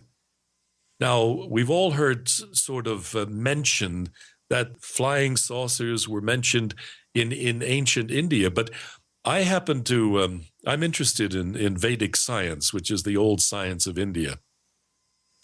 And I have some friends who are scholars at this. And when you talk flying saucers to them, they take it absolutely for granted. They even have different names for these things. For them, it's always existed, has always been there. And when Von Däniken calls his book Chariots of the Gods, that was literally what it was. And I think here, to become somewhat risque, I can link this. I'm going to link this or just toss this out for discussion, that we may be talking about the origins of religious concepts and the God concepts. You know, Chariots of the Gods, a lot of people object to that. But a lot of people object to mainstream religion today because they visualize this patriarchal figure, the old man sitting in a golden throne, and very, very powerful and not quite so nice, and telling everybody what to do. But what if God, what a lot of people traditionally call God, was simply entities from another planet or from outside the universe who came to create us? When we talk about God, how about if we're talking about those creatures that created us? To me, it makes a lot of sense, and it could revolutionize the whole concept of religion. Do you remember, Bob, the movie Stargate? I'm not a great movie fan. I must confess, I heard of it, but I don't remember it. In ancient times, ancient astronaut times, they came, these advanced beings, through a Stargate. That's kind of a device that allows you to travel through a wormhole to another part of the galaxy or a different galaxy, all right? But the point being here is that it was really about ancient astronauts that came here and left this Stargate and exerted control over us and pretended to be gods. Whether they pretended to create us or not, I don't know, but they had their own complex and they wanted to control lesser races. So that was part of the original concept of Stargate. It's not unusual. And certainly we know about Eric von Däniken. We mentioned less, I don't know if you've heard the episodes where I discussed it, we mentioned less our old friend Yonah Fortner. Remember him? Oh, I had him on my show. Yes, you did. Did you know when he wrote his piece, his series on extraterrestrialism for Saucer News about ancient astronauts, evidently most of his sources were made up. Well, you could do that in those days, Gene. And this is where a lot of saucer stories come from. Well, the thing is, too, that Yonah would pretend to speak in another language, and I had no idea what he was saying because I didn't know the other language. Oh, this is Sanskrit. Okay, fine. You're now talking to me in Sanskrit. And this is something I think that Jim Moseley kind of knew, but never really considered the possibility that Yonah would put on people. And he was smart enough to simply fake it. I think he was always faking it. I always had that impression. For those who don't understand what we're talking about my show back in New York in the 60s, Coffee Clutch. And you were a regular guest on that show. And we had Jim Moseley on practically every show, all those so-called regulars. You were a regular on there. And Yonah was on the show a couple of times. And I always had the feeling that he was pulling our leg. Oh, yes. Not that he wasn't smart. He was very, very smart.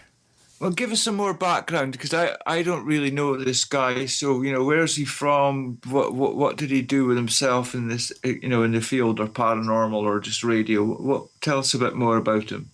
Well, before we do that, I have to do a break in a moment before we go into Yonah Fortner.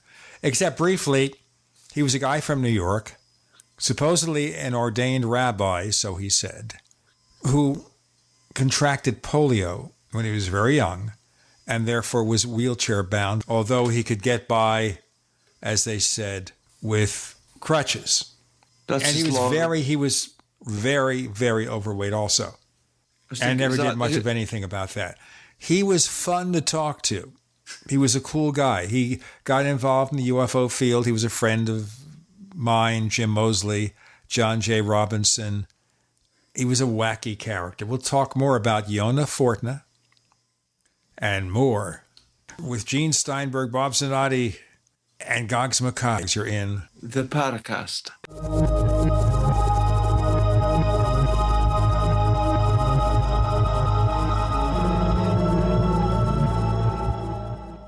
The award-winning graphic converter, the universal genius for photo editing on your Mac. Join over 1.5 million loyal users for this Swiss Army knife photo editing app.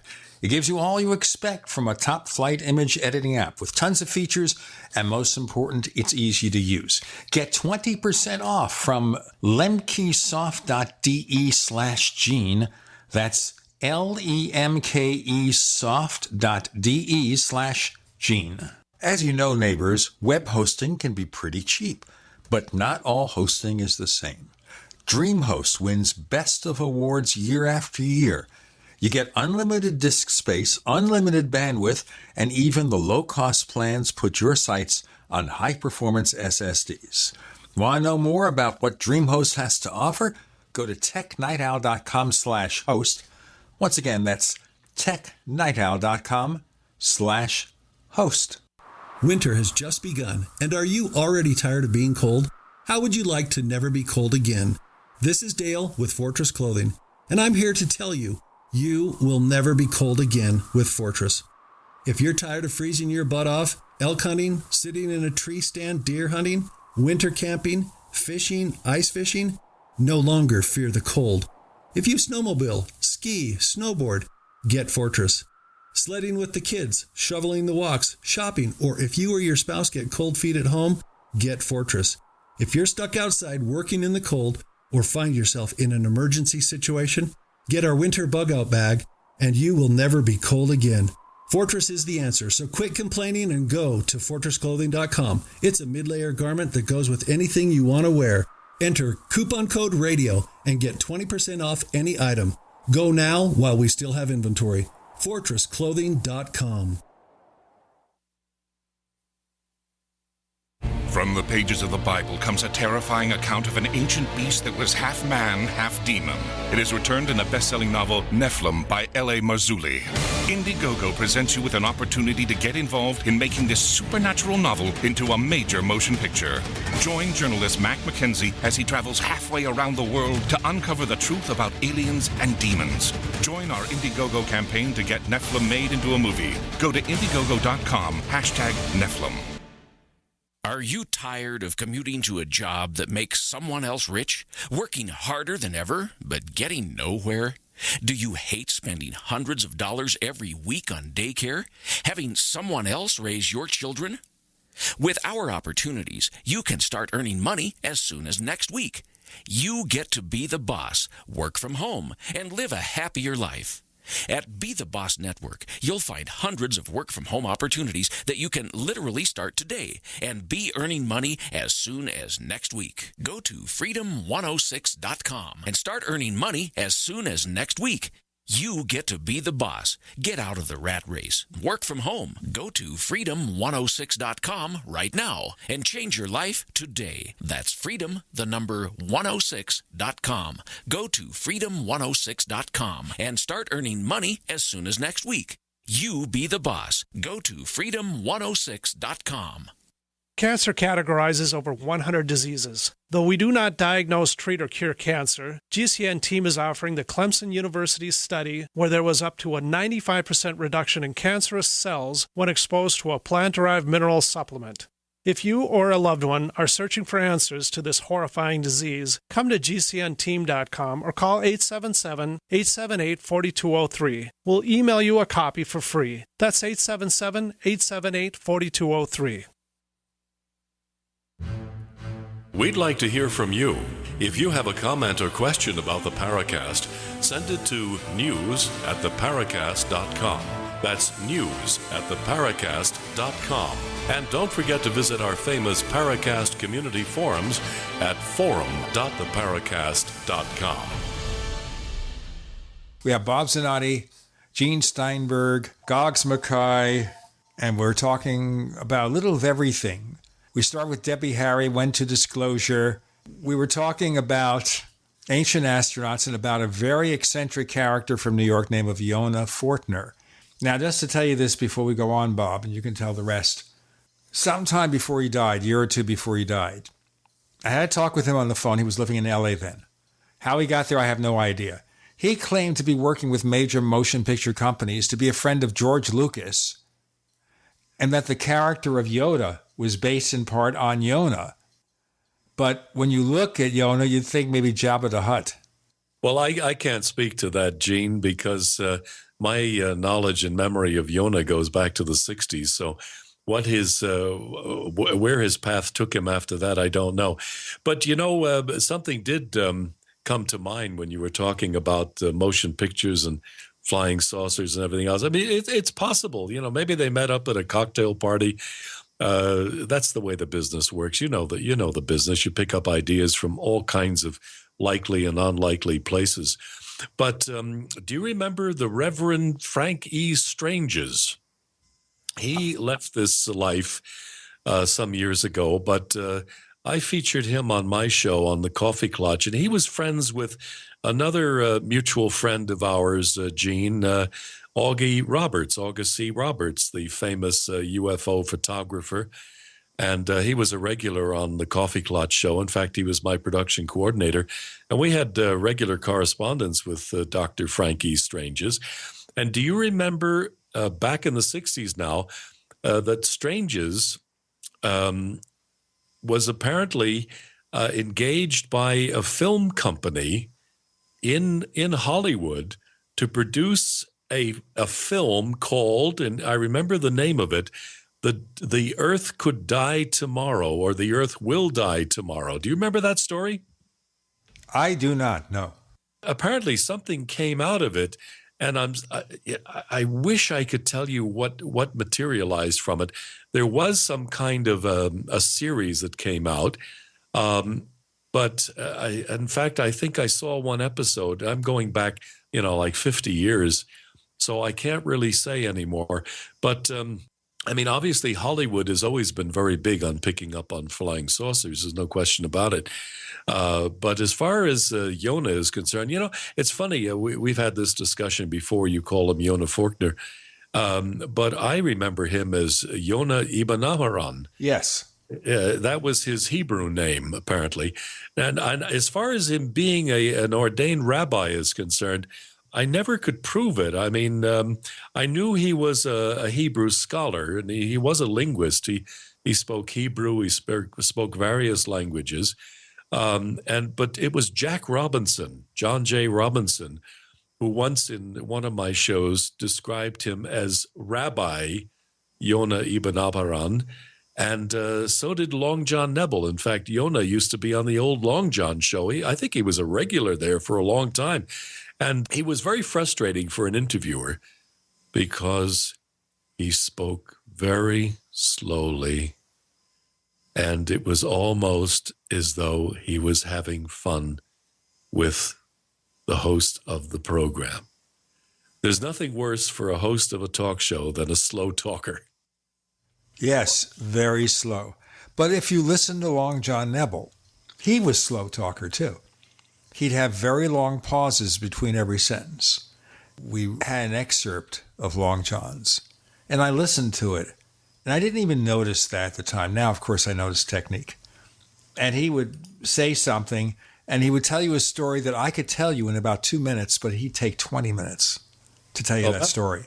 Well, that's the Midwestern storyteller, Gene. That's a lost art. The other one who used to be, speaking of Gene, but he spelled his name differently, the French way, Gene Shepard, the raconteur and rapporteur. And he used to be on WOR, the big talk station, just before Long John. And I learned a lot from Gene. I met Gene. I met Long John, and I used to spend some time at WOR on 1440 Broadway. They moved downtown now several years ago. But that was the art. And, it's funny you bring this up about speaking slowly. That used to be the classic art of announcing. Very, very apropos, watching the presidential election returns on CNN. They exhaust me listening. These people must be on pep pills, on caffeine, and they're they machine gun delivery. I'm a native speaker of English, but I had difficulty following them sometimes. They're so hyped up. And when you listen to recordings of Long John or Gene Shepard telling a story, that was the art, to stretch it out, because people didn't have all the entertainment that we had. That was early entertainment. That was pre-TV and radio entertainment, to tell a story. And that's the tradition of radio that I grew up in and developed. These people today in modern broadcasting make me nervous. Well, you know what? They're taking the disc jockey technique. The radio disc jockeys would be very fast. they would be motor mouths. They know that the bridge to the song they're playing has 22 seconds. And they try to get as much as they can in that 22 seconds.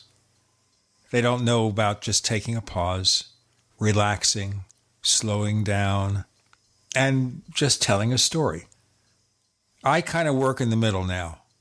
I pause, but I end up, if I have to cut a few seconds out of the episode when I'm editing it, I get rid of some of the pauses. So 2 seconds becomes 1 second. Most people don't notice. There's a technique there. That's a trick of the trade. There's a French expression, the music is in the silence. Very profound, actually. It's quite true. We're so hyped up today in today's world that we've got to have the VU meter constantly at 100%, at 0 VU. And anybody, do you know, I guess you do because you work with network radio, Gene, you have to be aware of this, that most radio stations today and networks have an alarm if there is, they can adjust it. If there's more than 5 seconds or 10 seconds of silence, an alarm goes off. It's part of the insane world we're in today. Everything has got to be modulation and noise, and people's heads are full of noise. But all great creativity, all great things that happen in this world is when we give people silence, as the French say. The music is in the silence. We once at Swiss Radio International, where I worked for 32 years, that was, that paid the bills here. I was an international broadcaster on shortwave, and we interviewed a guy once, and he was a cyber technician or researcher or something, cybernetics, and he said, the human brain is the greatest computer that has ever been developed. There's another computer it's taking over right now. And it's going to develop commercials for us. Yeah, Bob Zanotti, Gene Steinberg, Goggs Mackay. This is the Paracast.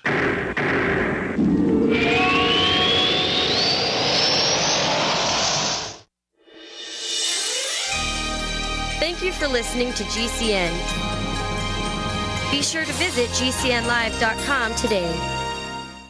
Worried about lead, fluoride, and other contaminants in your drinking water? Get a ProPure with the Pro 1G 2.0 cleanable reusable filter and remove up to 200 contaminants. Drink water the way nature meant it to be. Clean, crisp, and refreshing. See the complete line of ProPure products, including the new ProMax shower filter. There's a ProPure for you. Visit your authorized ProPure dealer for details or ProPureUSA.com. That's ProPureUSA.com. If you or someone you care about loves outdoor adventure, then check out slingbow.com for some unique holiday gift ideas. That's slingbow.com, where we have some innovative new products for the archer, hunter, or bow fishing enthusiast in your family. Now through January, use the promo code HOLIDAY to get free shipping in the U.S. or Canada. And from all of us at Slingbow Industries, have a safe, joyous, and peaceful holiday season. Are you worried about your mom or dad living alone in their house? Hi, I'm Joan London. Listen, I know how difficult it is to find senior care for someone you love. That's why I recommend a free service called A Place for Mom. They are the nation's largest senior living referral service. Call A Place for Mom today. To receive free information on senior living communities in your area, call A Place for Mom at 1-800-704-6182. A Place for Mom offers free one-on-one advice from local advisors and a personalized list of senior living communities you can visit. If you have questions about senior care for your mom or dad, there's a place for answers, A Place for Mom. Call A Place for Mom in the next 10 minutes to get your free ebook on financing senior care as well as free information on senior living communities in your area. Call 1-800-704-6182. That's 1-800-704-6182.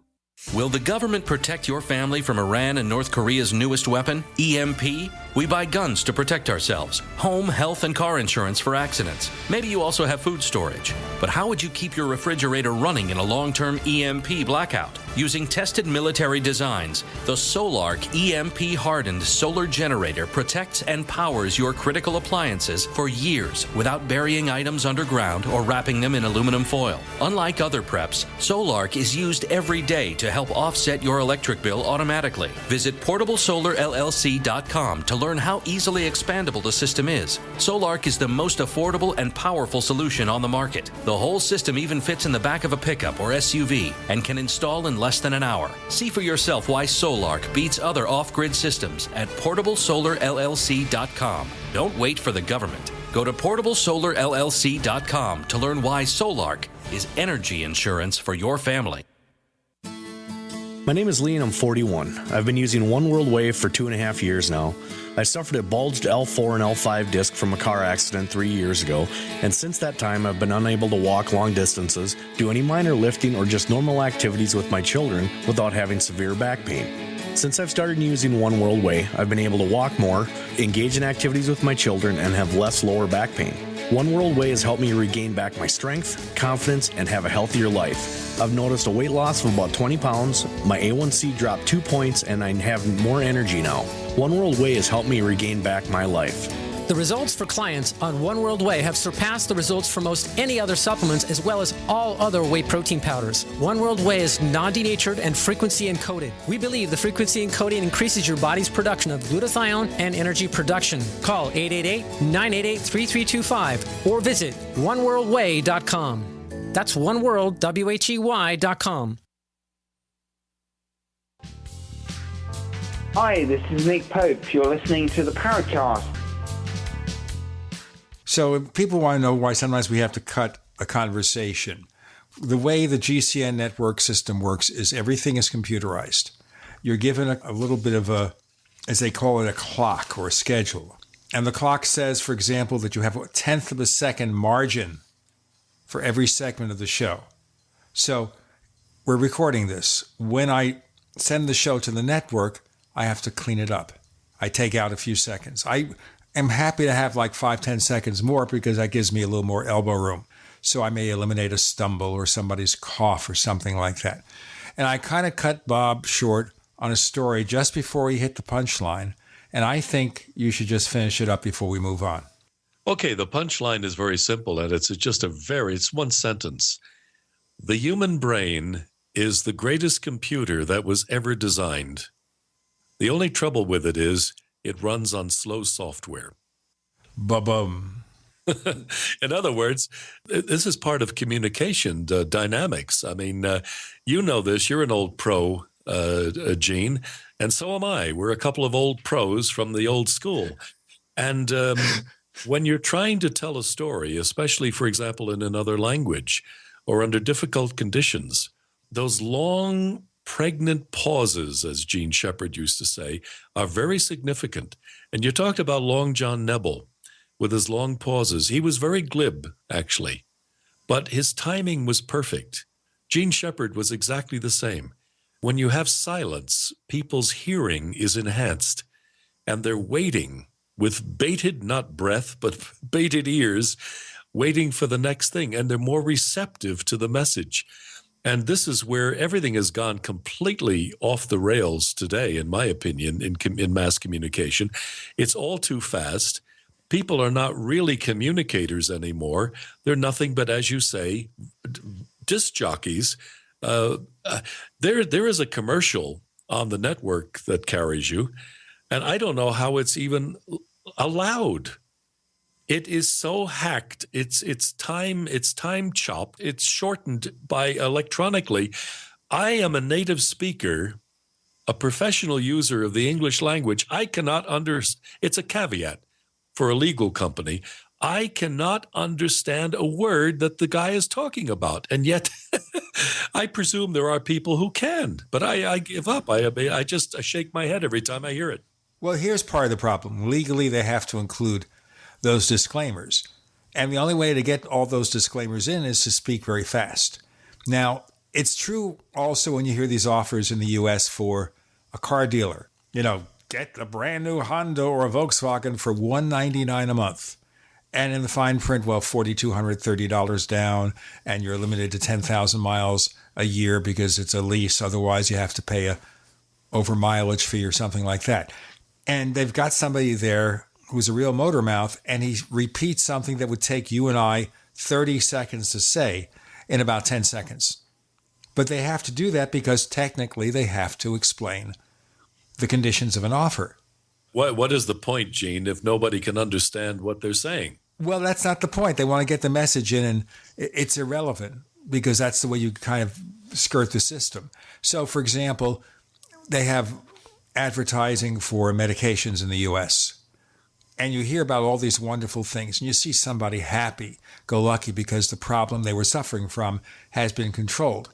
And then you hear the contraindications, as they say in the medical field. And those contraindications say, may cause death, may cause tumors, may cause you to, I don't even want to say. There you go. Let's just talk about our little corner of the world here and the weird, wild people. So Yonah Fortner was a genuine character, and we all liked him, but of course you couldn't believe what he said. Another interesting character was John J. Robinson, and I know our listeners heard the playback of him, a discussion from the 60s on Bob Zanotti's Coffee Clot show, where he talked about the Steve Brody story. This artist he knew back in the 1940s who may have been kidnapped by Richard Shaver's Dero. What was your take on John Robinson? You talking to me, Gene? You talking to me? Okay, I guess you're asking me. I like John, or Jack. He was always Jack for us who knew him. He was a very sincere man. He was very humble. He lived in a very modest apartment with his wife, Mary, whom we mentioned. We mentioned both of them at the beginning of the show about the Ouija board. He was devoted. He was a classic, I can imagine, this is my take on him. He was a classic 1930s, 1940s devotee of the occult and offbeat when it was really fashionable. You know, today everything is so scientized, that's the word I use, that it's no fun anymore, you know? There's no imagination. When I go back to the old Coffee Clot shows back in the 60s, and you remember those days, you know, you didn't have people being challenged the way they are today. There's so much aggression today. In those days, people could speak their mind. They could come up with any kind of crazy idea. And that's not my personal value or judgment, but any kind of way out theory, any kind of wacko idea. And the people around the table, there were circles who met. And you know, you were part of it, Gene. I don't need to tell you, but we're talking to an audience which doesn't remember those days or how it was. And people, they would sit, you'd have a scotch, you'd have a glass of wine, you'd have a drink, and you would just sit around in a circle and talk about all of these things. And everybody spoke, and everybody had a different idea, just what we're doing right now. The flavor you've preserved, and that's, you know, I go back to the 60s, but you've been able to preserve the flavor of those days. Open discussion where people are not ridiculed, where people are not attacked and criticized, where people are allowed to have a point of view. I know you challenge people, which I think is a great idea. It's not a good idea to just hold a microphone in front of somebody's face and let them spout out anything without being challenged, or as we used to say in broadcast journalism, without earning their point of view. But those days, and you know exactly what I mean, people were more gentlemanly and ladylike, and people were not ridiculed for having way out ideas. Today, I think, and I use the term pejoratively and deliberately and advisedly, pseudoscience, all the people running around in white coats, has given everybody an impression that science is the new religion. You know, I mean, they've killed all. You know, God has been killed off now. I mean, it's the guys in the white coats who are the true religion, and it's just another form of belief. And if you can't convince them, if they can't smell it or touch it or feel it, or see it, it doesn't exist, and they throw it out and say it's all rubbish. But I remember those days in the 60s, the 30s, or the 40s, and I wasn't there, but that era when all of this was a high time, the golden age of the paranormal. And Jack epitomized that. He was the poster boy for that era, and he could talk about anything. He could talk about flying saucers. He would talk about the Deros. He was a yogi. He was a practitioner of yoga. He was a hypnotist. He devoted himself to all kinds of the offbeat, and he was one of these guys, and we had a few of them around. Yonah, we always had the impression he was one. Whether he was putting us on or not with his offer or with his answers, I don't know. But Jack was one of these guys who you could ask a question and he could answer almost anything in the occult or paranormal field, and he had high credibility. I had great respect for Jack Robinson, and it was a terrible loss. Unfortunately, he died too early. He was a heavy smoker and died of lung cancer. But I remember some of the shows. I sent you all the old Coffee Clot shows that I still have, and he features prominently on there. You know what we'll have to do here? We should bring out some more of John J. Robinson so you could hear this person. He was just a fascinating, fascinating character, and he was a great loss. Of course, he would have been 200 years old now, but, it would have been nice to have him around. We're talking with Bob Zanotti and Goggs Mackay. I'm Gene Steinberg. Chris O'Brien's in Thailand. You're in the Paracast.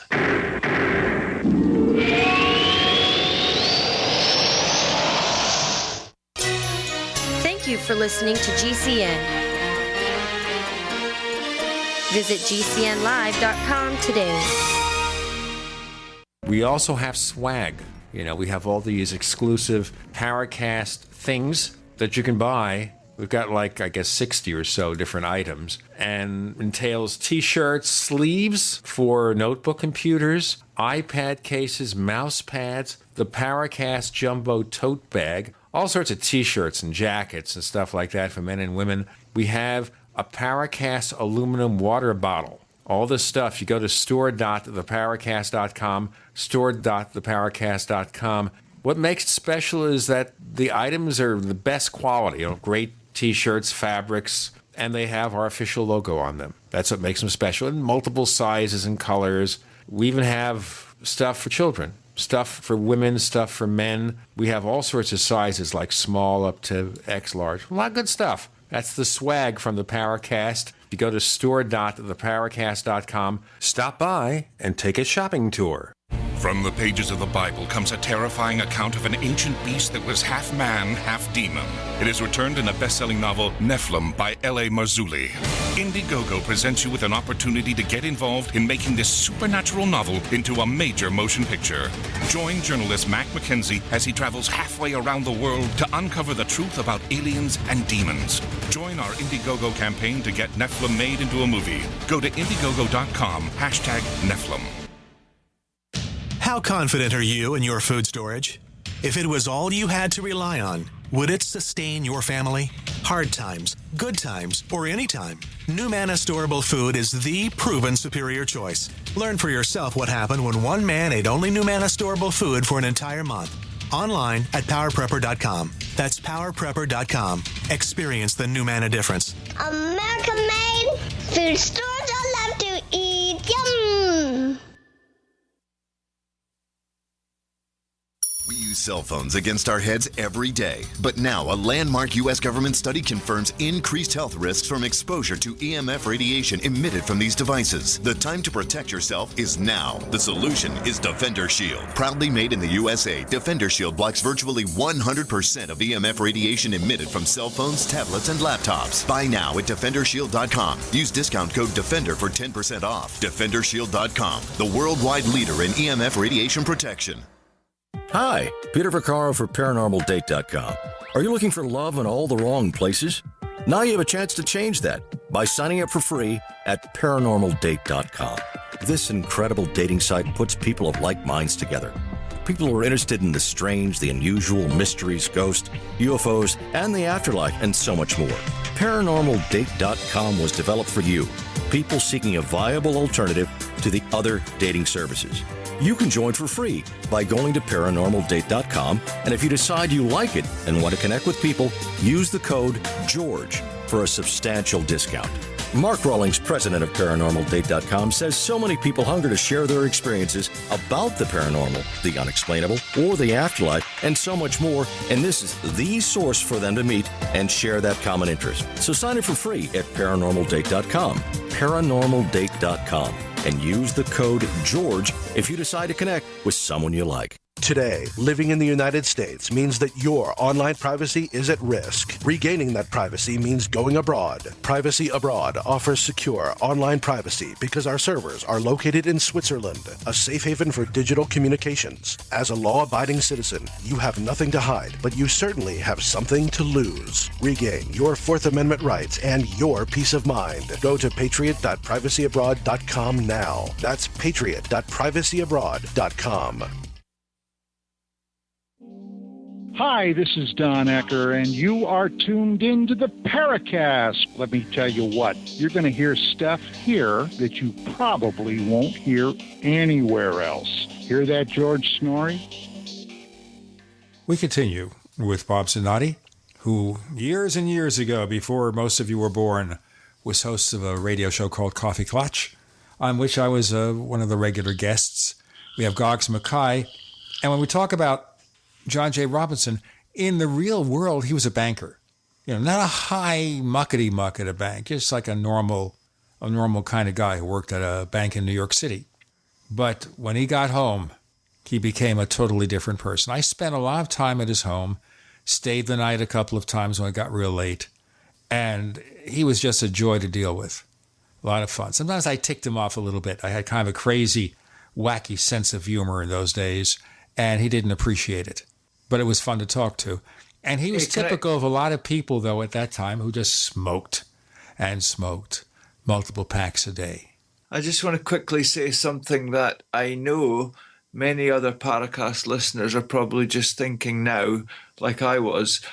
I'd love to hear some of those shows with the young Bob, Gene, and all these other characters. Is there any way to make that happen, Bob? Well, we've already done it, right, Bob? Well, we did several years ago, just a matter of months before the unfortunate demise of our old and dear friend and regular Coffee Clutch participant, Jim Moseley, the legendary Jim Moseley. I spent literally days going through hour after hour after hour of tapes just to pull out some excerpts of this. It was done. I mean, Gene, we kicked around, or I sent you an email a while back saying, we should bring out that program as a memorial on, maybe as an anniversary memorial on the death of Jim Moseley. I think there's, the audience rotates, and maybe there are new people who'd like to hear it for the first time or maybe hear it again. As far as the rest of it is concerned, all of the surviving, at least offbeat Coffee Clutch shows have been digitized. I did that from open reel tape. I processed them. I did audio processing on them to improve the quality as best as possible because we were working under very difficult conditions sometimes. And I sent you a whole collection of that, Gene. So the ball is in Gene's court. Maybe we could open a website to make those programs available. But we have a place right now. It's called the Paracast Plus. And what we'll do is we'll set up a special section for Coffee Clutch shows. And I'll go through the recordings you sent me. I know you sent me a CD one time with a lot of stuff on it, and I have to dig it out. I just noticed it the other day. And there are things that you emailed to me, a whole bunch of files, and we'll look at them and put a few together. I would like to see it saved because, Gene, you were there. You were part of it. And I hate to see myself. It almost sounds like self-glorification. But I thank you for the point, Goggs. We had a wonderful time in those days. Just, this description I gave a few moments ago, the excitement of the time, when people were ladies and gentlemen. We listened to each other. We speculated. We talked without ridiculing people. There's so much anger today. And in those days, when I was doing the Coffee Clutch shows, and Gene was there with me at the table many, many times, we really got into this stuff and speculated, and no one considered anyone foolish No one ridiculed the other, and we got into some wild stuff. I mean, we heard stories about Jim Moseley's treasure hunting in Peru. We heard the Ouija board program I described at the beginning of the show. It's all there. It's all live. We talked with the Reverend Bill Daught, the spiritualist minister, about spiritualism. I mean, and on and on. We have so much saucer stuff there. We have so much occult stuff. We have so much paranormal stuff. It just hit me recently that we're talking about a sound document that really should be preserved and made available to people today to hear how it was in the heyday. And thank you, Gene, for the idea. As I said, I'll start looking at it the next couple of weeks. Right now I have a bunch of files I have to put up in the Paracast Plus. But we don't want to just put out everything at once. We're going to spread them out over time. And once they're out there, predictably the files from Paul Kimball, his videos and other episodes of The Other Side of Truth, once that's done, I will start to look at some of these Coffee Clutch files, and let's see what we come up with. Let's see what episodes we can present. The one thing that you and I, Gene, have to we have to bite the bullet here, because we have to recall, this is the caveat, we have to remember that you and I were in our teens and 20s at the time. When I started Coffee Clutch, I think I was 17 or 18 years old when I landed that show. I was barely 20, and I think you were about the same age. You have to be gentle with us when you listen to it. A very young Gene Steinberg and Bob Zanotti in the early days of their radio careers. So be gentle and be kind when you listen. This is before I went to radio school. It's all going to be love for me, that's for sure. Well, you're very kind, Goggs. And, you know, I'm glad we could talk about this here. We're hatching a scheme right here on the Paracast. Well, talking as a listener, you know, that just, you know, my ears have pricked up, and all these characters interest me. And, you know, I already was quite a fan of Jim Moseley, and I used to love his appearances on the Paracast. And just, to me, that just sounds like an ideal circumstance. And back in a simpler day in radio, sitting around talking about all these things without the internet trolls to jump down your throat and stuff, even if it is a bit sketchy or unpolished compared to what you guys would maybe do as professional radio people these days. I know for a fact loads of Paracast listeners would love to hear all this stuff. I guarantee it. Well, that's going to be what's happening. And it might sound like we're being crass and commercial, but, you know, that's how it works. You know who else is on those one of those shows, Gene? Our good friend Tim Beckley. Oh, well, Tim Beckley always sounds the same. Oh, yeah. I remember he was on one of the marathon shows we did. I think it was the last show we actually did. I think we recorded that over at Jack's house, and Tim Beckley turned up. The guy who was doing, who wanted to propose that the UN investigate UFOs, von Kavitsky. Coleman von Kavitsky, remember him? Indeed. And then, he appeared once. But mainly it was Gene Steinberg and Augie Roberts, and we had Dom Lucchesi on there, who was another character. He was in sort of the same league as Yonah. They were related in terms of their ability to tell spin yarns and so on. In fact, Jim Moseley in that show we did several years ago, just before Jim died, which he appreciated very much. He told me afterwards how happy he was with that show. It was very, very good timing. It took a lot of work to put that together. There's so much there, and Goggs frames it very, very eloquently. It's an opportunity for people to go into a time machine in this whole field and find out what life was like back in the 60s when we were talking about this stuff before it became fashionable. The show we're talking about is called Voices of the Past with Jim Moseley and Bob Zanotti from May 13th, 2012. It's in the Paracast archives. And we feature August C. Roberts, Dominic Lucchesi, John J. Robinson, Yonah Fortner, and Alexander McNeil, and Andy Sinatra, the Mystic Barber. A couple of really wacky characters. We had them all on the show, Gene. I look back to those days very favorably and with great longing. Those were tremendous days, not only for me in my early, beginnings as a broadcaster, but also the people, the excitement, the fun. We just don't have the excitement today we had back then. If you want to find us on Twitter, look for the Paracast. Look for the Paracast on Twitter. We also invite you to check out the Paracast Plus, where we're going to get some of those Coffee Clat shows put up in the very near future. We also have the After the Paracast podcast, the commercial-free version of this show.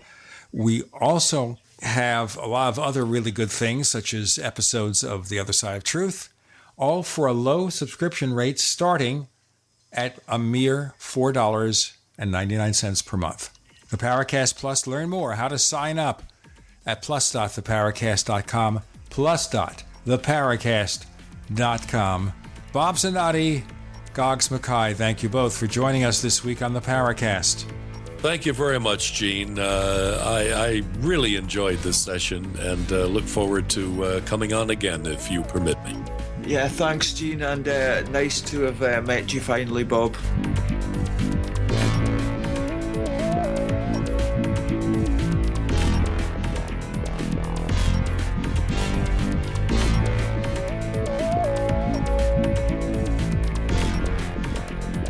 The Paracast, featuring Gene Steinberg and Christopher O'Brien, is a copyrighted presentation of Making the Impossible, Incorporated. Tune in next week for a new adventure in The Paracast.